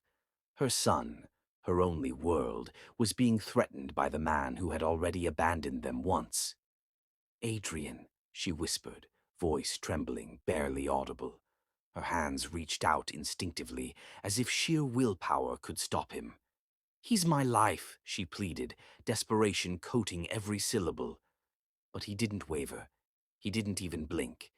His eyes, cold and unreadable, locked onto hers. There was no trace of remorse, no flicker of regret, just control and power. He stepped closer, his hand reaching for Eli. The small boy stirred, sensing the tension, clinging instinctively to his mother. "No!" Ariana shouted, heart breaking in a million shards. Her voice echoed in the hallway, sharp and raw, demanding, pleading. But Adrian's hand closed around Eli's small frame, firm and unyielding. "You can't have him," she cried, tears streaming freely, blurring her vision. "I won't let you take him."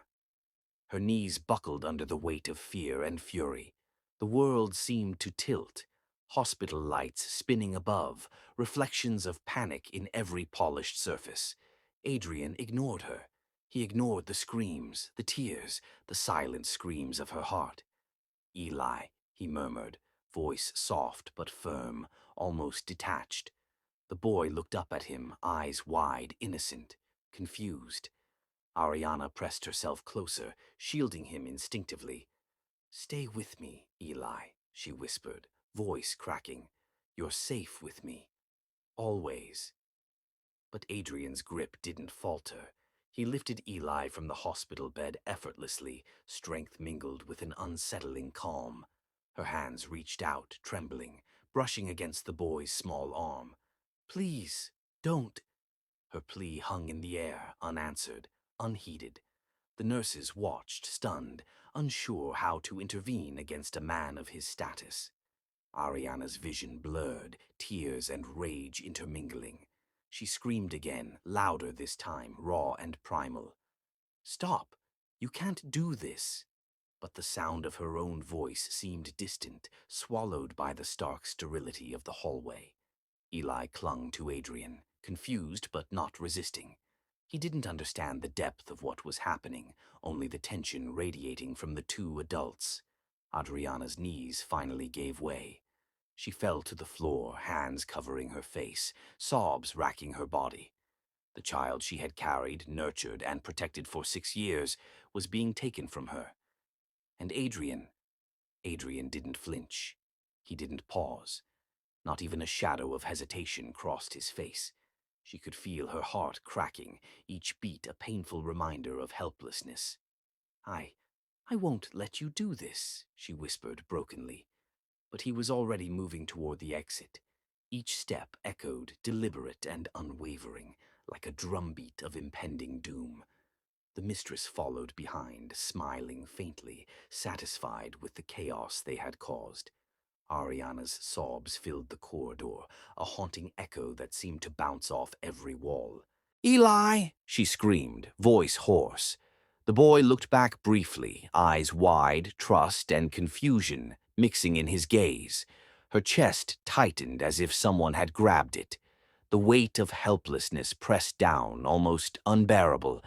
Every memory of the past 6 years, the joy, the struggle, the love, flashed before her eyes. She remembered his first steps, first words, first laughter, all moments she had fought to preserve. And now, threatened. Adrian's figure reached the elevator.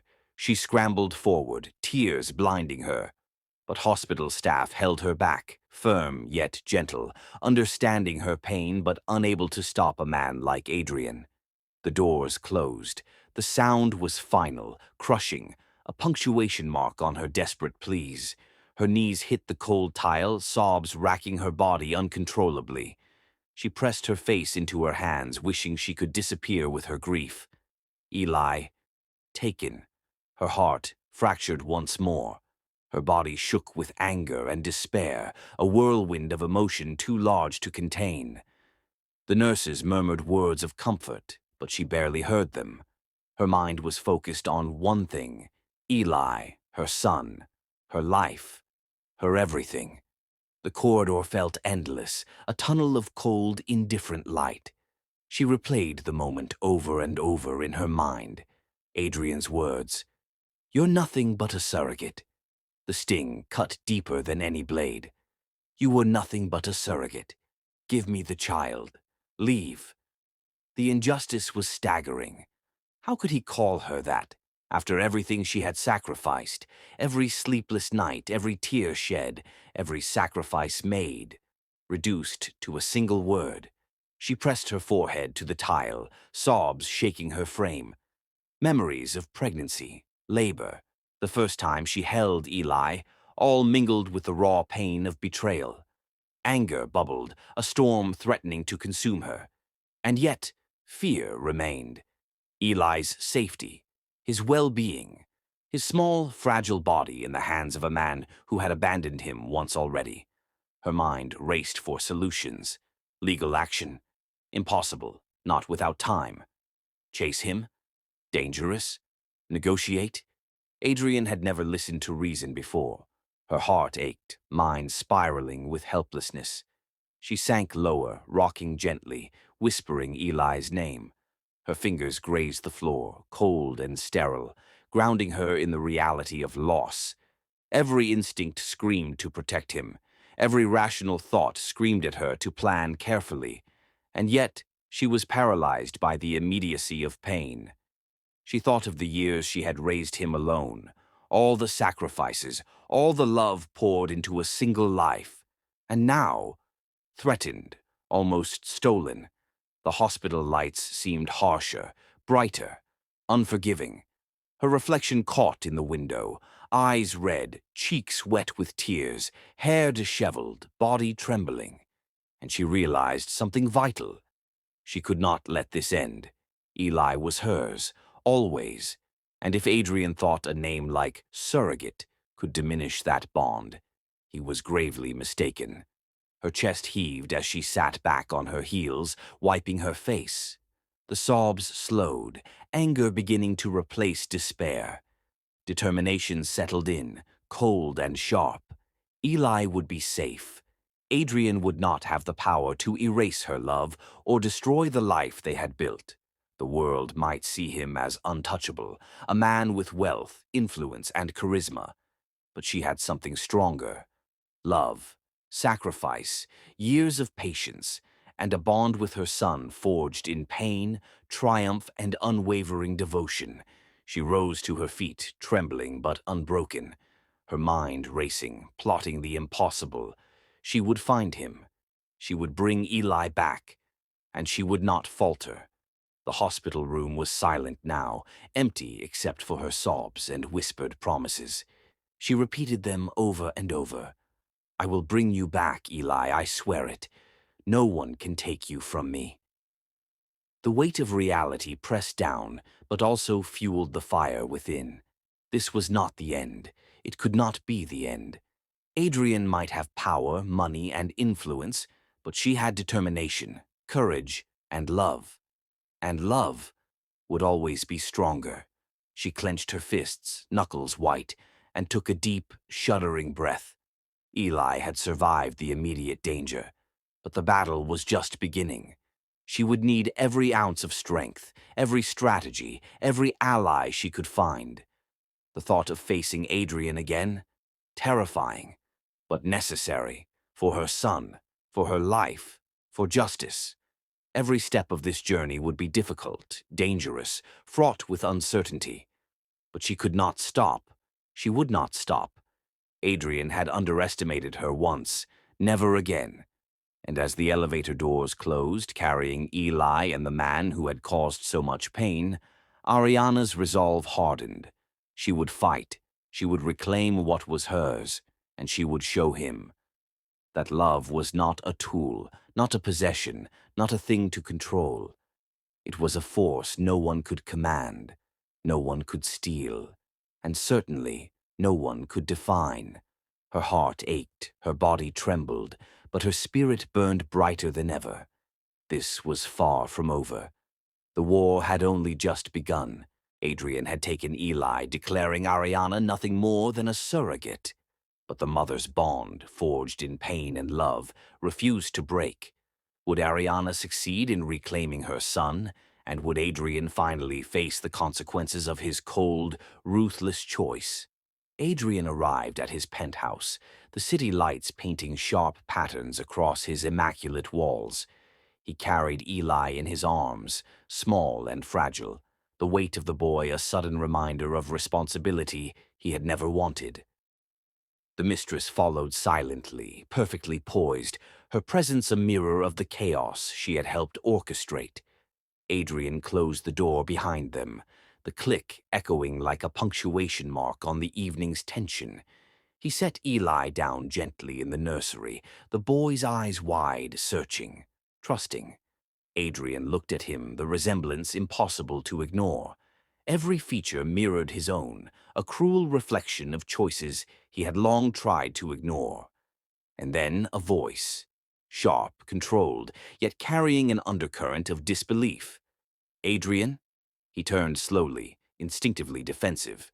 Dr. Elena Cross stood in the doorway, her medical coat crisp, eyes wide, hands trembling slightly.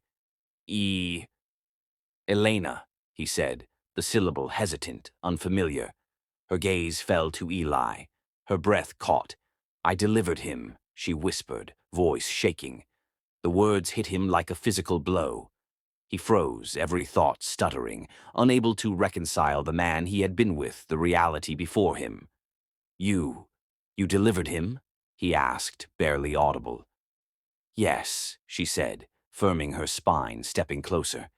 "You need to hear this," she said. Adrian's chest tightened, panic threading through the edges of his composure.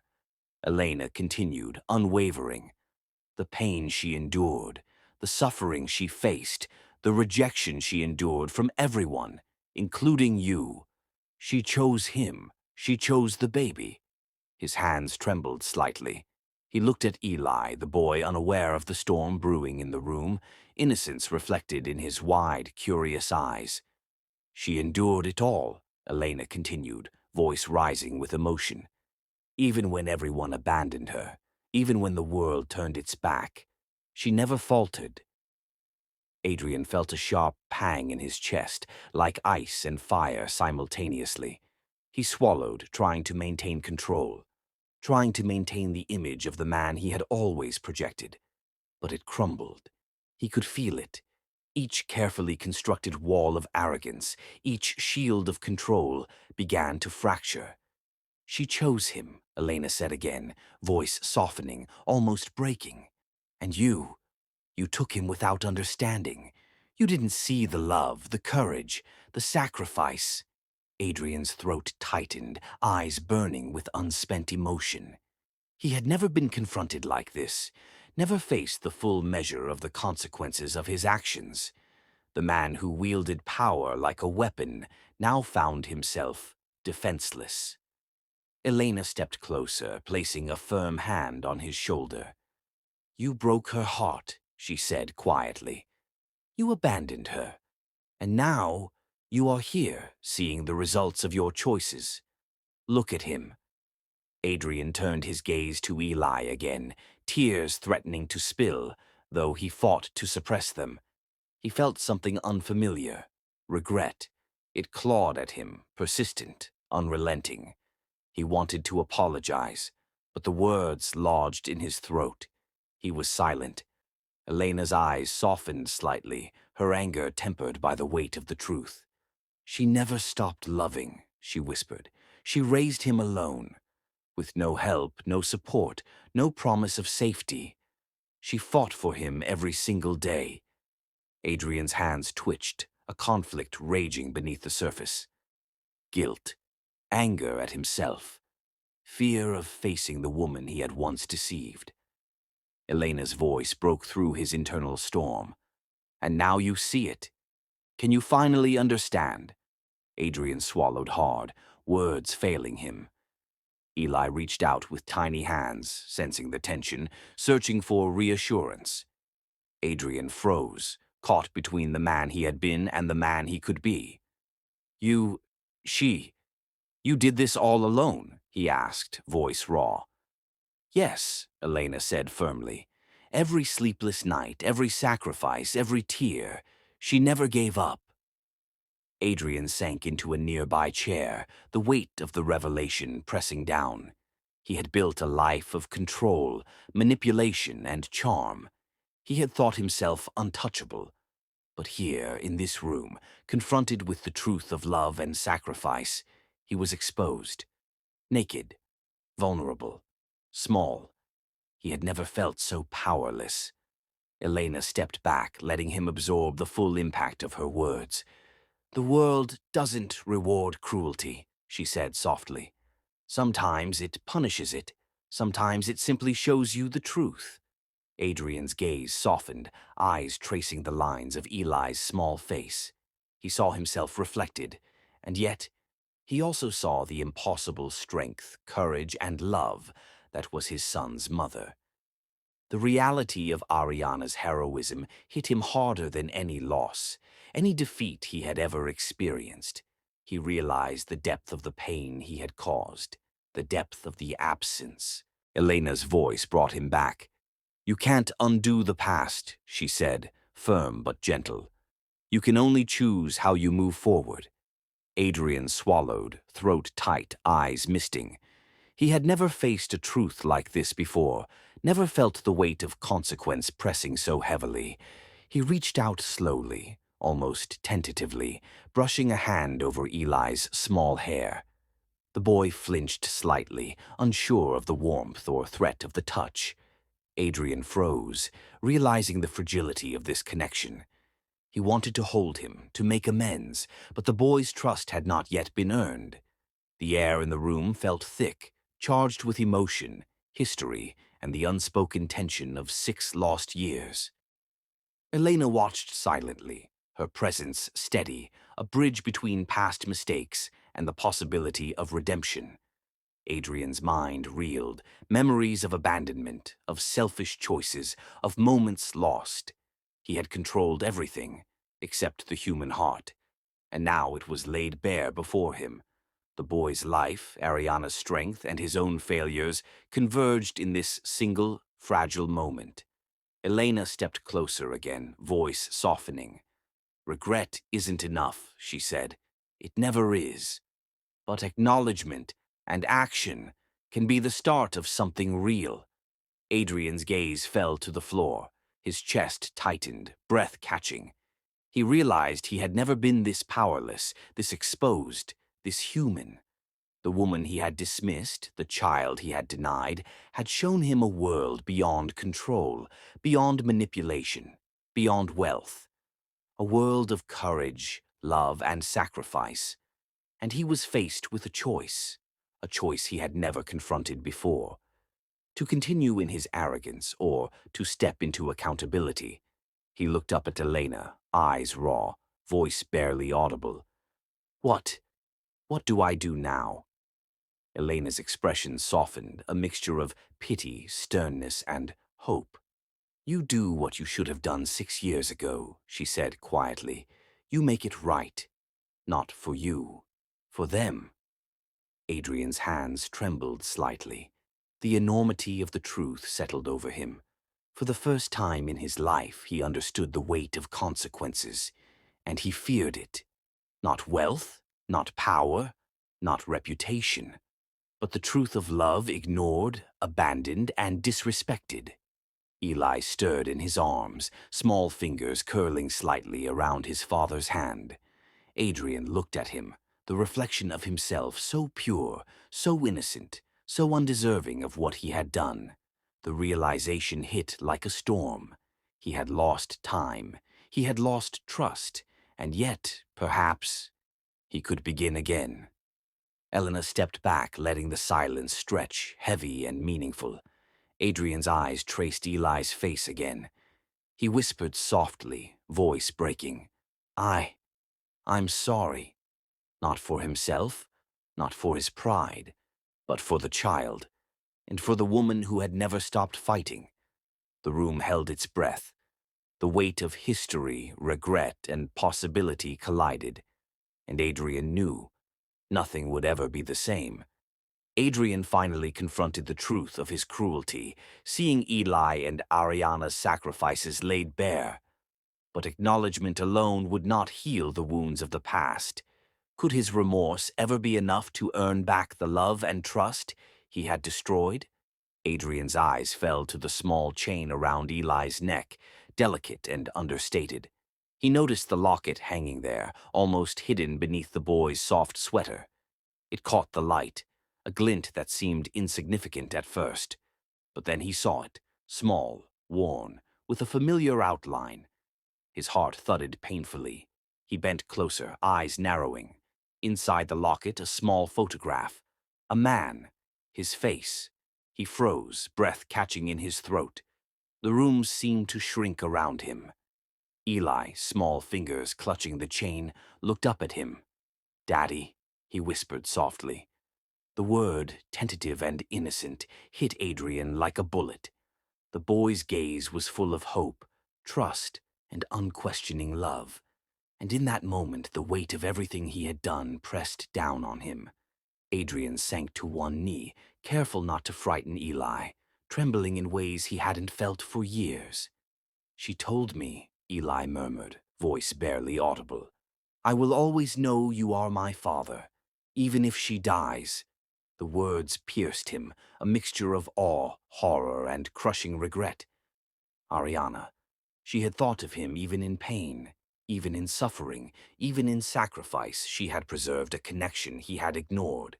His hands shook as he reached out, almost afraid to touch the locket, almost afraid to see the truth of her foresight.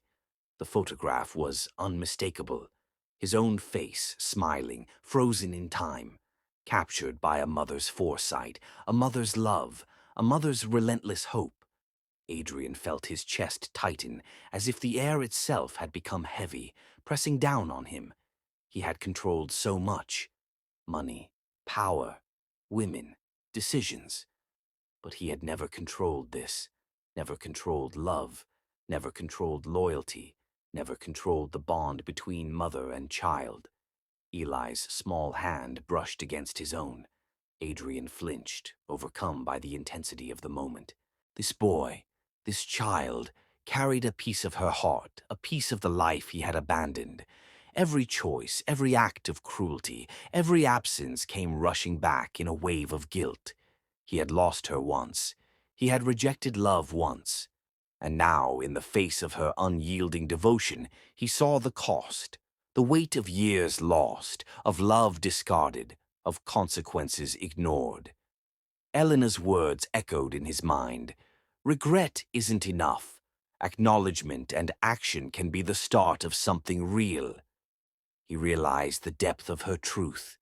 This was the moment he had been forced to confront himself.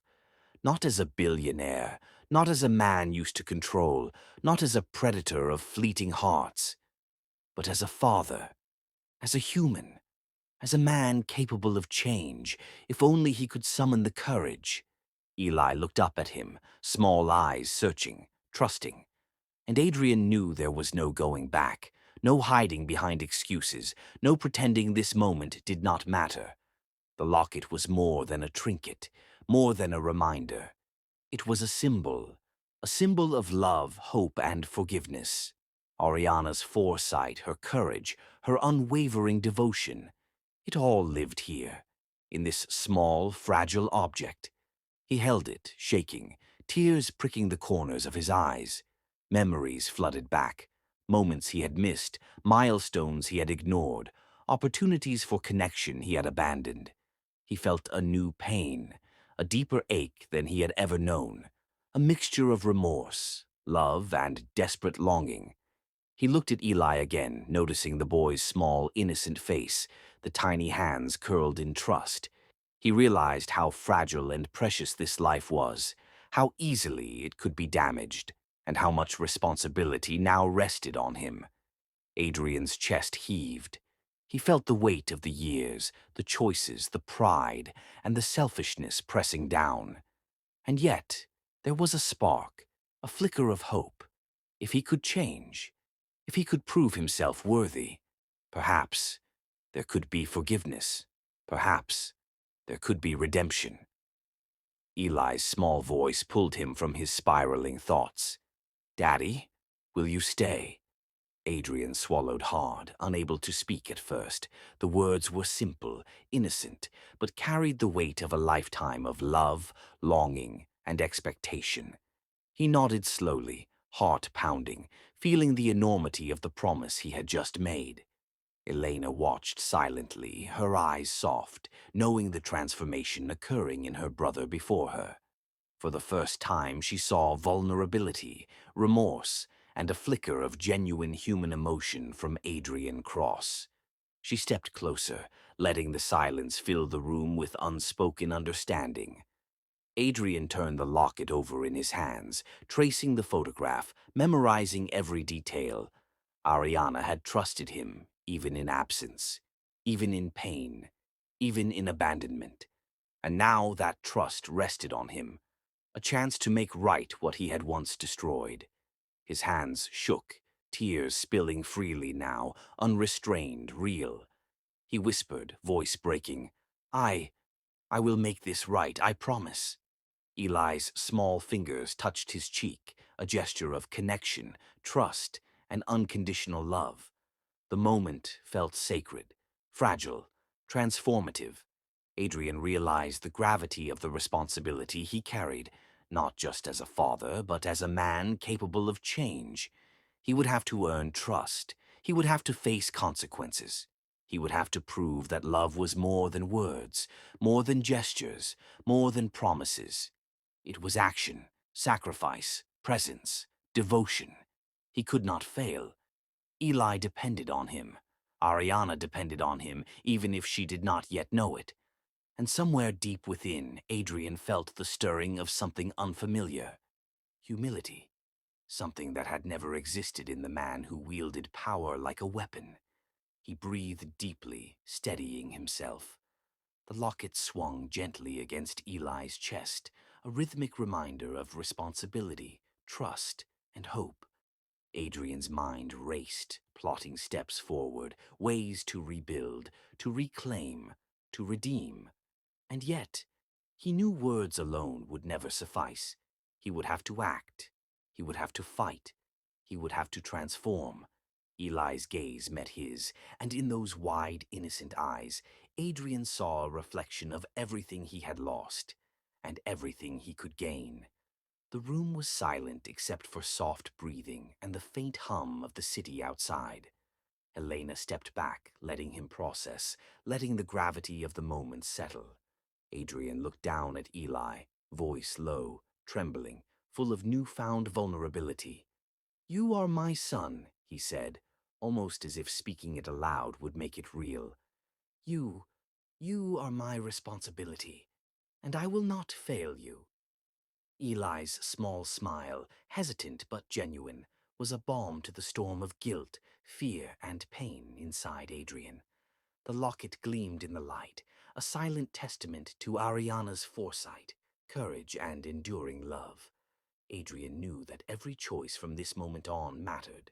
No more running, no more control games, no more absence, only presence, only protection, only love. He held Eli closer, feeling the fragile heartbeat against his own chest. It was real, it was undeniable, and it was his responsibility. The journey would be long, difficult, and full of challenges. But he could not turn away now, not after seeing this, not after holding this symbol of love and trust, not after facing the consequences of his past.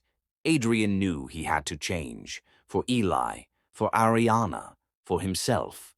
And somewhere deep, a seed of redemption took root, fragile but persistent, a beginning of transformation. The locket swung gently, a rhythmic heartbeat connecting past, present, and future.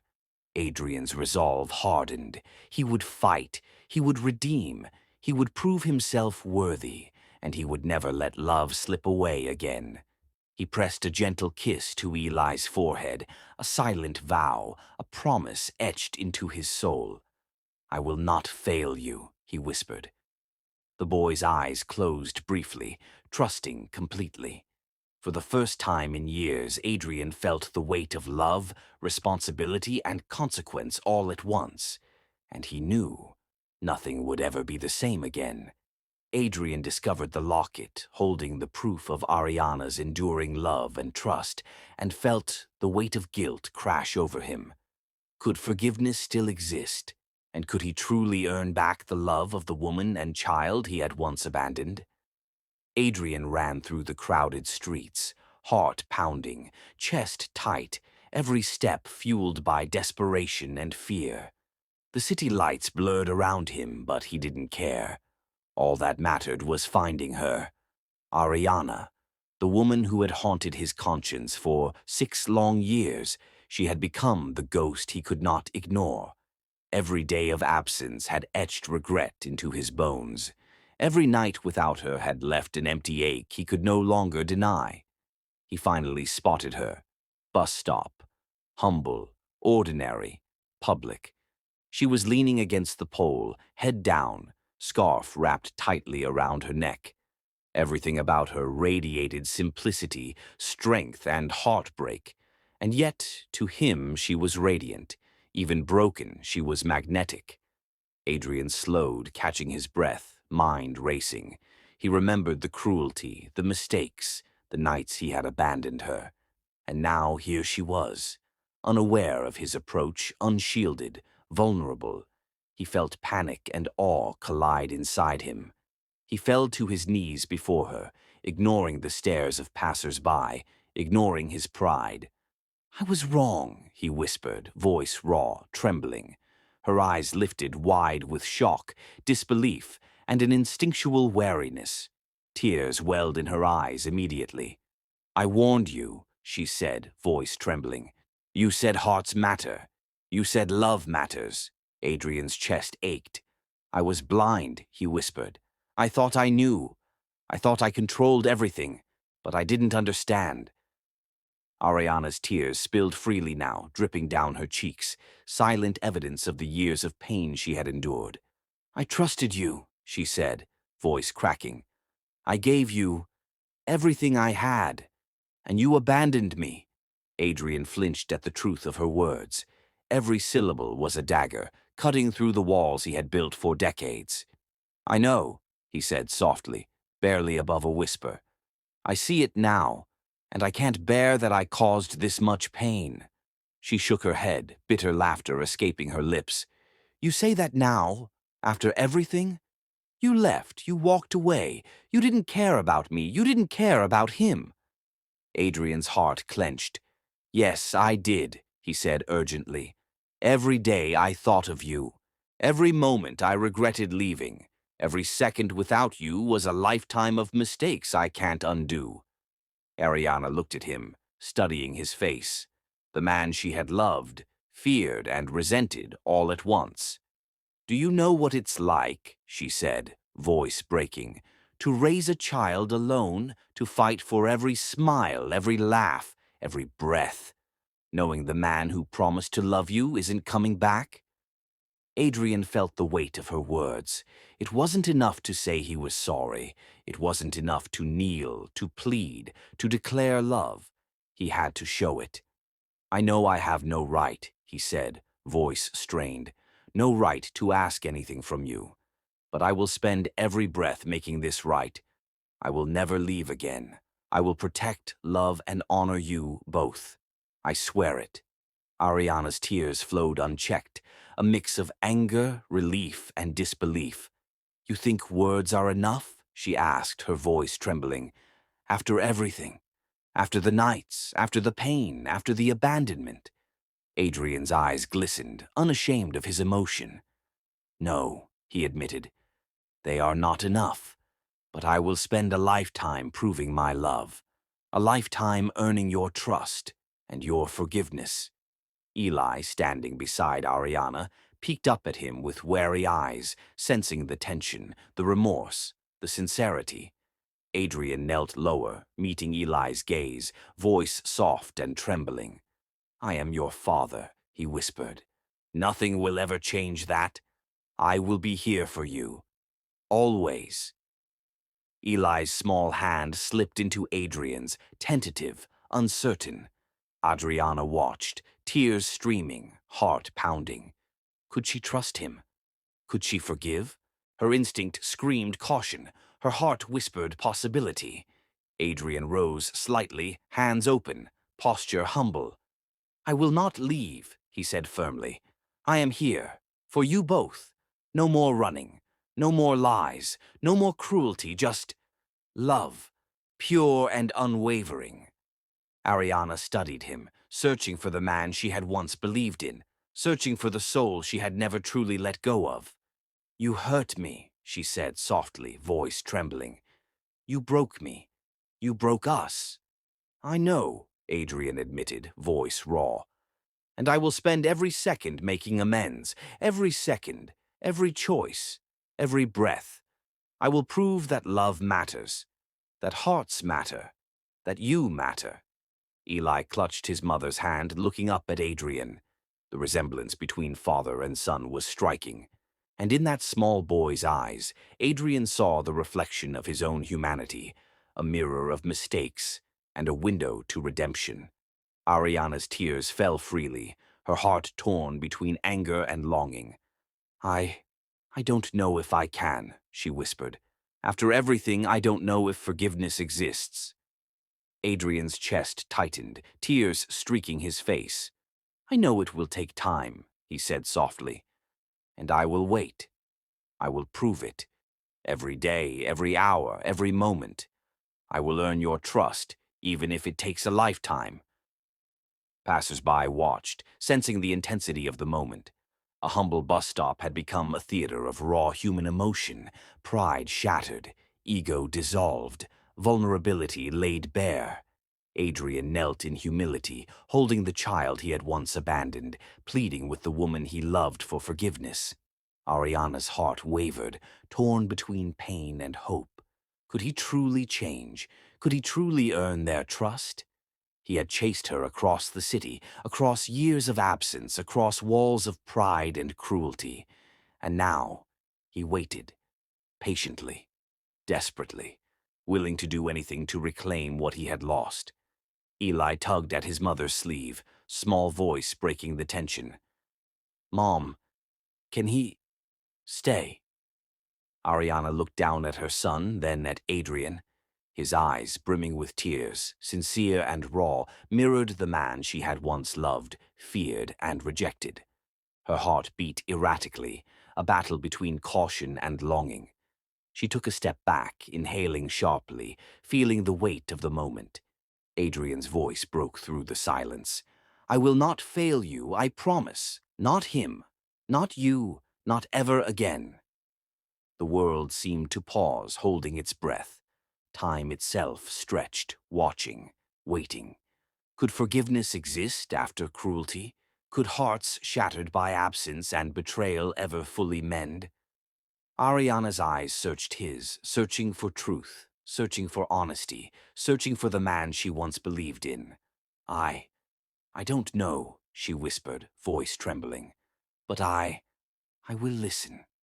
I will watch. I will see if you mean it. Truly. Adrian nodded, tears streaking down his face, raw and unashamed. I will show you. Every day, for the rest of our lives. I will not give up. I will not fail again. Eli clung to his mother, small fingers gripping tightly, sensing the tension, sensing the fragile hope that hung between them. The city around them moved on, unaware of the human drama unfolding at a humble bus stop. Adrian held the locket, Eli's small hand in his, and whispered under his breath, I will be worthy. I will make this right. I swear it. Ariana's heart beat faster, tears streaming, hope and fear intertwined. Could love forgive cruelty? Could they rebuild what had been destroyed? The wind swept through the bus stop, carrying the scent of rain, of asphalt, of city life, a silent witness to their reunion and confrontation. Adrian's knees dug into the cold concrete, but he did not care. All that mattered was her. All that mattered was Eli. All that mattered was redemption. He had chased them across years and streets, and now here he was, exposed, humble, desperate. Ariana's gaze softened slightly, though caution lingered. She studied him, the sincerity, the tears, the words, the actions, and slowly, almost imperceptibly, the edges of her heart softened. She did not forgive yet, but she listened, she watched, and she hoped. Adrian breathed deeply, holding Eli closer, keeping his hands open, humble, showing nothing but truth. I will wait, he whispered, voice low, breaking, for however long it takes. And in that moment, the distance between cruelty and forgiveness seemed small, but the journey had only just begun. Adrian fell to his knees at the bus stop, pleading for Ariana's forgiveness and vowing to stay for Eli. But the question remained, could love truly forgive cruelty, or had the years of pain created an unbridgeable chasm? Adrian sat alone in his empty office, the city lights below mocking his pride. Once this room had been a throne, a kingdom of power and wealth. Now it was silent. He traced his fingers over the desk, remembering decisions that had built empires and destroyed hearts. He had everything, and he had lost everything. No one to call, no laughter echoing through these halls, no warmth, no love, nothing but memories, heavy and sharp. The locket still lay on his bedside table, Eli's small gift, a reminder of the consequences he could not escape. He touched it, heart aching. Every night he replayed the faces he had abandoned. Ariana, Eli, their love, stolen and broken. He had thought power could replace everything, but it couldn't. It had never been enough. Adrian's reflection in the glass showed a man older than his years, worn by regret. His empire was crumbling. Deals fell apart, allies betrayed him, banks refused his name. Even wealth could not protect him from the consequences of cruelty. He realized now that money was hollow without love. The realization stung, sharp as ice.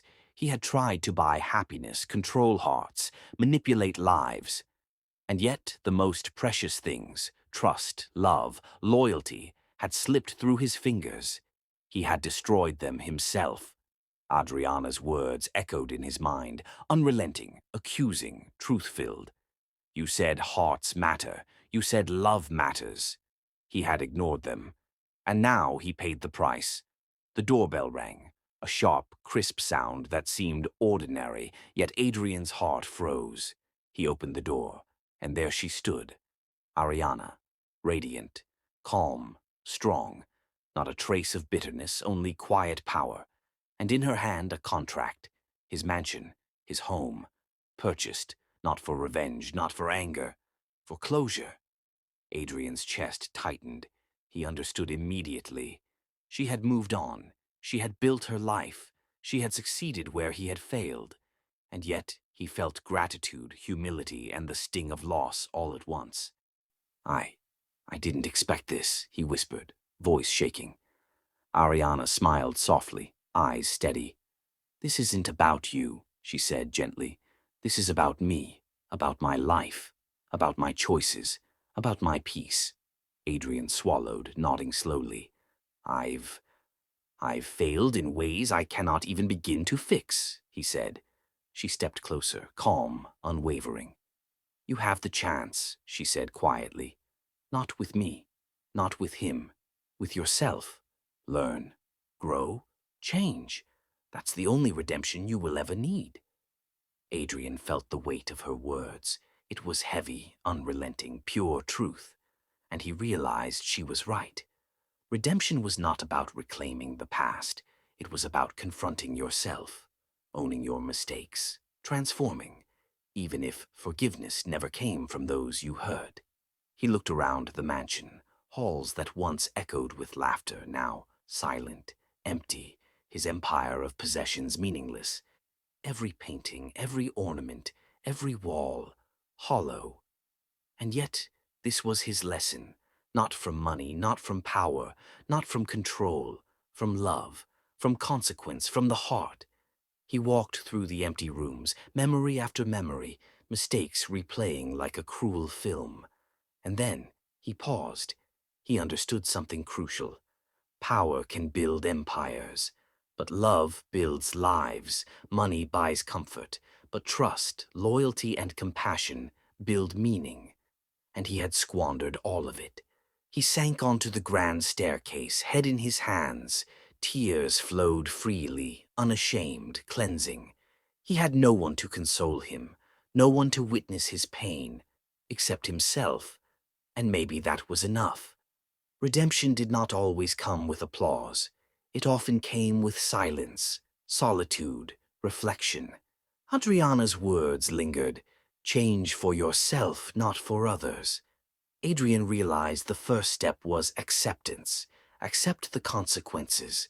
Accept the pain he had caused. Accept the reality that some bridges cannot be rebuilt. And yet, he could change. He could transform. Not for wealth, not for power, not for status, but for the man he wanted to become.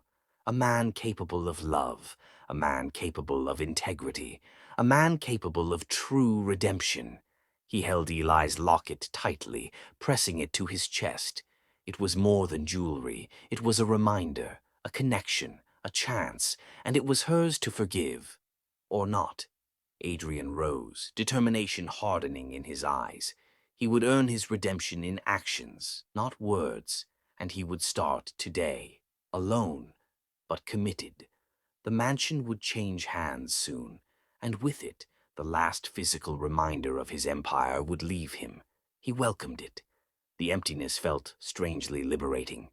Ariana had succeeded, and now he could begin to rebuild, to reflect, to change, to learn, to live.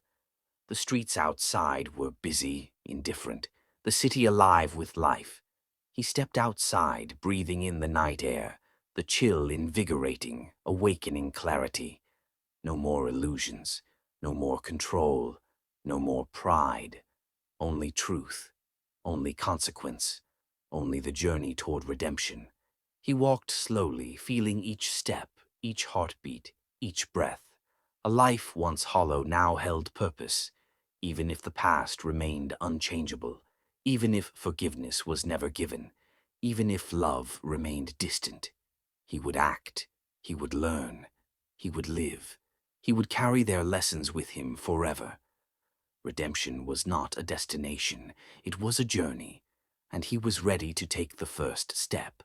The mansion loomed behind him, silent, owned now by Ariana.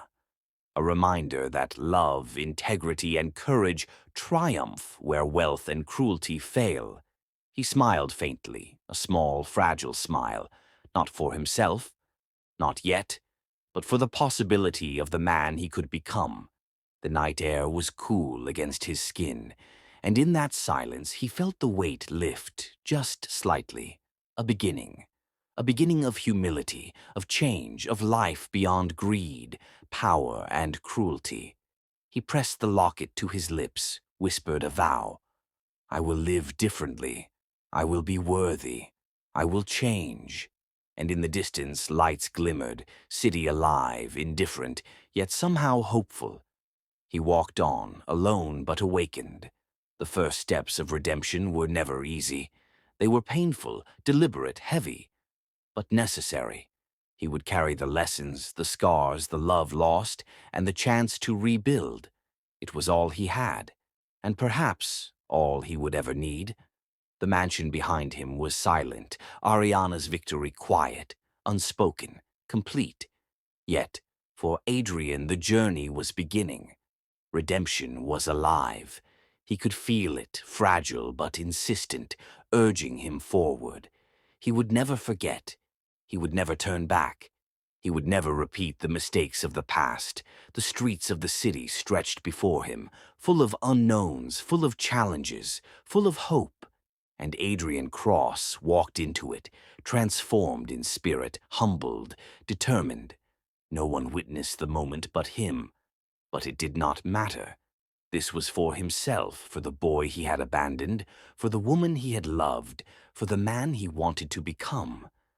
The night was quiet, yet full of possibility, and he embraced it.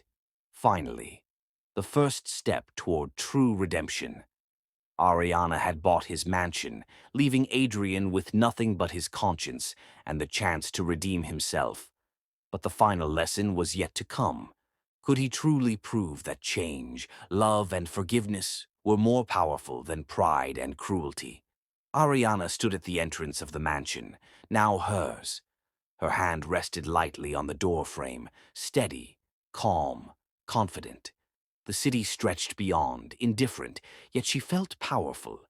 Not because of wealth, not because of ownership, but because she had survived. She had conquered pain. She had chosen life over despair. She had raised her son with love, integrity, and courage. Eli ran to her, small arms embracing her legs. She knelt, holding him tightly, breathing in the scent of hope and innocence.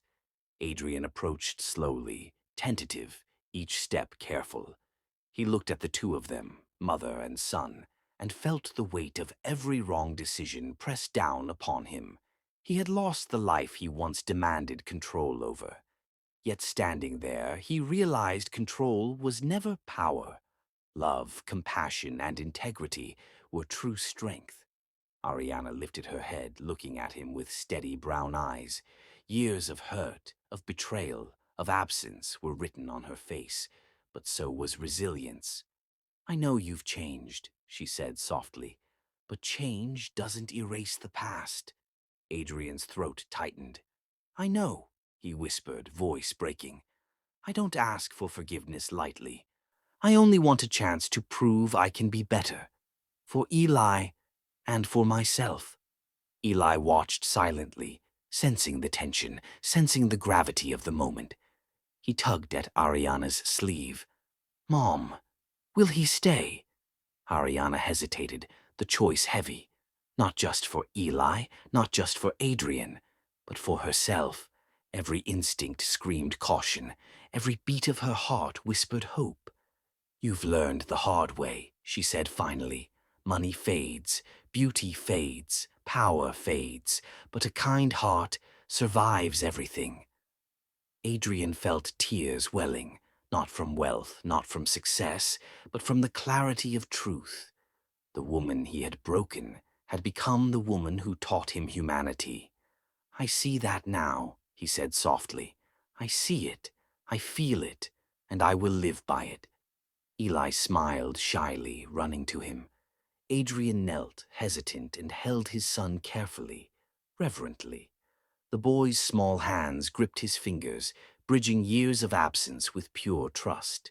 Ariana watched, cautious yet proud. She had survived. She had chosen love, even when it meant risking pain. Adrian was learning that love required humility, patience, and sacrifice. It was not entitlement. It was not possession. It was care. It was understanding. It was respect. And now he understood it. Her gaze softened slightly, just enough to signal cautious hope. "I'll be watching," she said quietly. "Not for mistakes, not for betrayal, but for proof that actions speak louder than words." Adrian nodded, swallowing hard. "I will not fail again," he whispered. "Not him, not you, not the chance I have been given." The wind moved through the trees surrounding the mansion, carrying the scent of change, of renewal, of life moving forward. Eli's laughter echoed in the grand hall, bright and free. It was the sound of innocence, untouched by the cruelties of the past. Ariana held her son close, feeling strength rise within her. Years of struggle had carved resilience into her soul. Every tear, every hardship, every lonely night had built her character. Adrian watched her, and he understood that redemption was not granted. It was earned. He would have to spend the rest of his life proving it. But for the first time he felt hope, not because he deserved it, not because it was owed, but because it was possible. The mansion, once a symbol of his power, now symbolized growth, humility, and change. Adriana had reclaimed it, not with vengeance, but with wisdom. She had risen above bitterness. She had embraced life, love, and integrity. And she had taught him the most important lesson, that true power lies in the heart. Adrian knelt beside Eli, holding his small hands. "I will be a father worth having," he said quietly. "I will be a man worthy of the lessons you both have given me." Ariana smiled faintly, a tear slipping down her cheek. She could feel the weight of years lifting, replaced by cautious hope. For herself, for Eli, for the man who had finally begun to understand.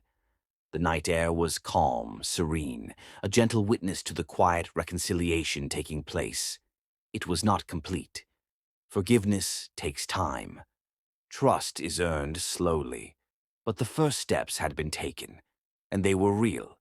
Adrian's tears fell freely now, not of power or pride, but of realization, of truth, of love rediscovered. He had lost everything, and yet he had found the most important thing: humanity. Ariana's strength illuminated the night, a guiding light for him, for Eli, for anyone who had lost their way. She had survived betrayal. She had chosen life. She had taught mercy, compassion, and resilience. Adrian rose, standing tall beside his son, humbled, aware of the journey ahead. Not for possessions, not for wealth, but for the heart. He would live differently. He would love differently. He would honor the lessons he had been given. Eli laughed, running between them, a bridge between past mistakes and future hope. Ariana watched him, letting herself feel a small, fragile sense of peace. The mansion no longer represented greed or cruelty. It represented lessons learned, growth earned, and hearts mending. Adrian looked at Ariana. "Thank you," he whispered, "for showing me what really matters." She nodded slightly, eyes full of quiet power. "Actions matter," she said softly. "Words are empty without them." And for the first time, Adrian understood completely. Not just the words, not just the lessons, the life-altering truth that love is more than desire, more than passion, more than wealth. It is kindness. It is integrity. It is sacrifice. And it survives where everything else fades. Ariana held Eli's hand, and Adrian held his son close, each heartbeat syncing with the other. 3 hearts, fragile yet strong, forming a new beginning. A beginning built on understanding, on respect, on the enduring power of a kind heart. The city outside continued unaware, the night alive with distant lights, whispers, and motion. Inside, a quiet miracle unfolded. Forgiveness was possible, redemption attainable, and love eternal. Adrian bowed his head, silently pledging to live a life worthy of the lessons learned. Ariana watched him, heart open yet cautious, knowing that actions over time would cement trust. Eli giggled, unaware of the past, embodying hope for a better future. Adriana's lips curved in a small, genuine smile, the first in years that wasn't burdened by sorrow. She had chosen life. She had chosen love. She had chosen morality over vengeance, and in doing so she had reshaped the man who had tried to destroy her. Adrian wept openly now, humbled, aware of the vast gap between who he was and who he could become. The mansion, the wealth, the status, all meaningless compared to this. Humanity, love, redemption. He reached for Ariana's hand, small gesture, tentative, respectful. She didn't recoil. She didn't reject. She only allowed the moment, letting him step closer, not as a ruler, not as a manipulator, but as a man seeking to make amends. The night stretched on, quiet yet profound, marking the end of cruelty and the beginning of true understanding. And in that silence, Adrian realized the final lesson of his life, that wealth and beauty are fleeting, that power is temporary, that only a kind heart endures. Ariana smiled faintly, and for the first time in years, Adrian felt whole, not because of possession, not because of control, but because of truth. The boy, Eli, laughed, bridging generations, mistakes, and lessons, reminding them both of what truly mattered. And as the night deepened, the mansion stood quietly behind them, not as a symbol of greed, but as a testament to endurance, morality, and love reborn. Ariana looked at Adrian, calm, steady, and resolute. Money fades, beauty fades, pride fades, but a kind heart survives everything. It teaches, it forgives, it endures. Adrian wept silently, knowing he had been broken and rebuilt by the woman he once tried to control. And in that truth, the final lesson of their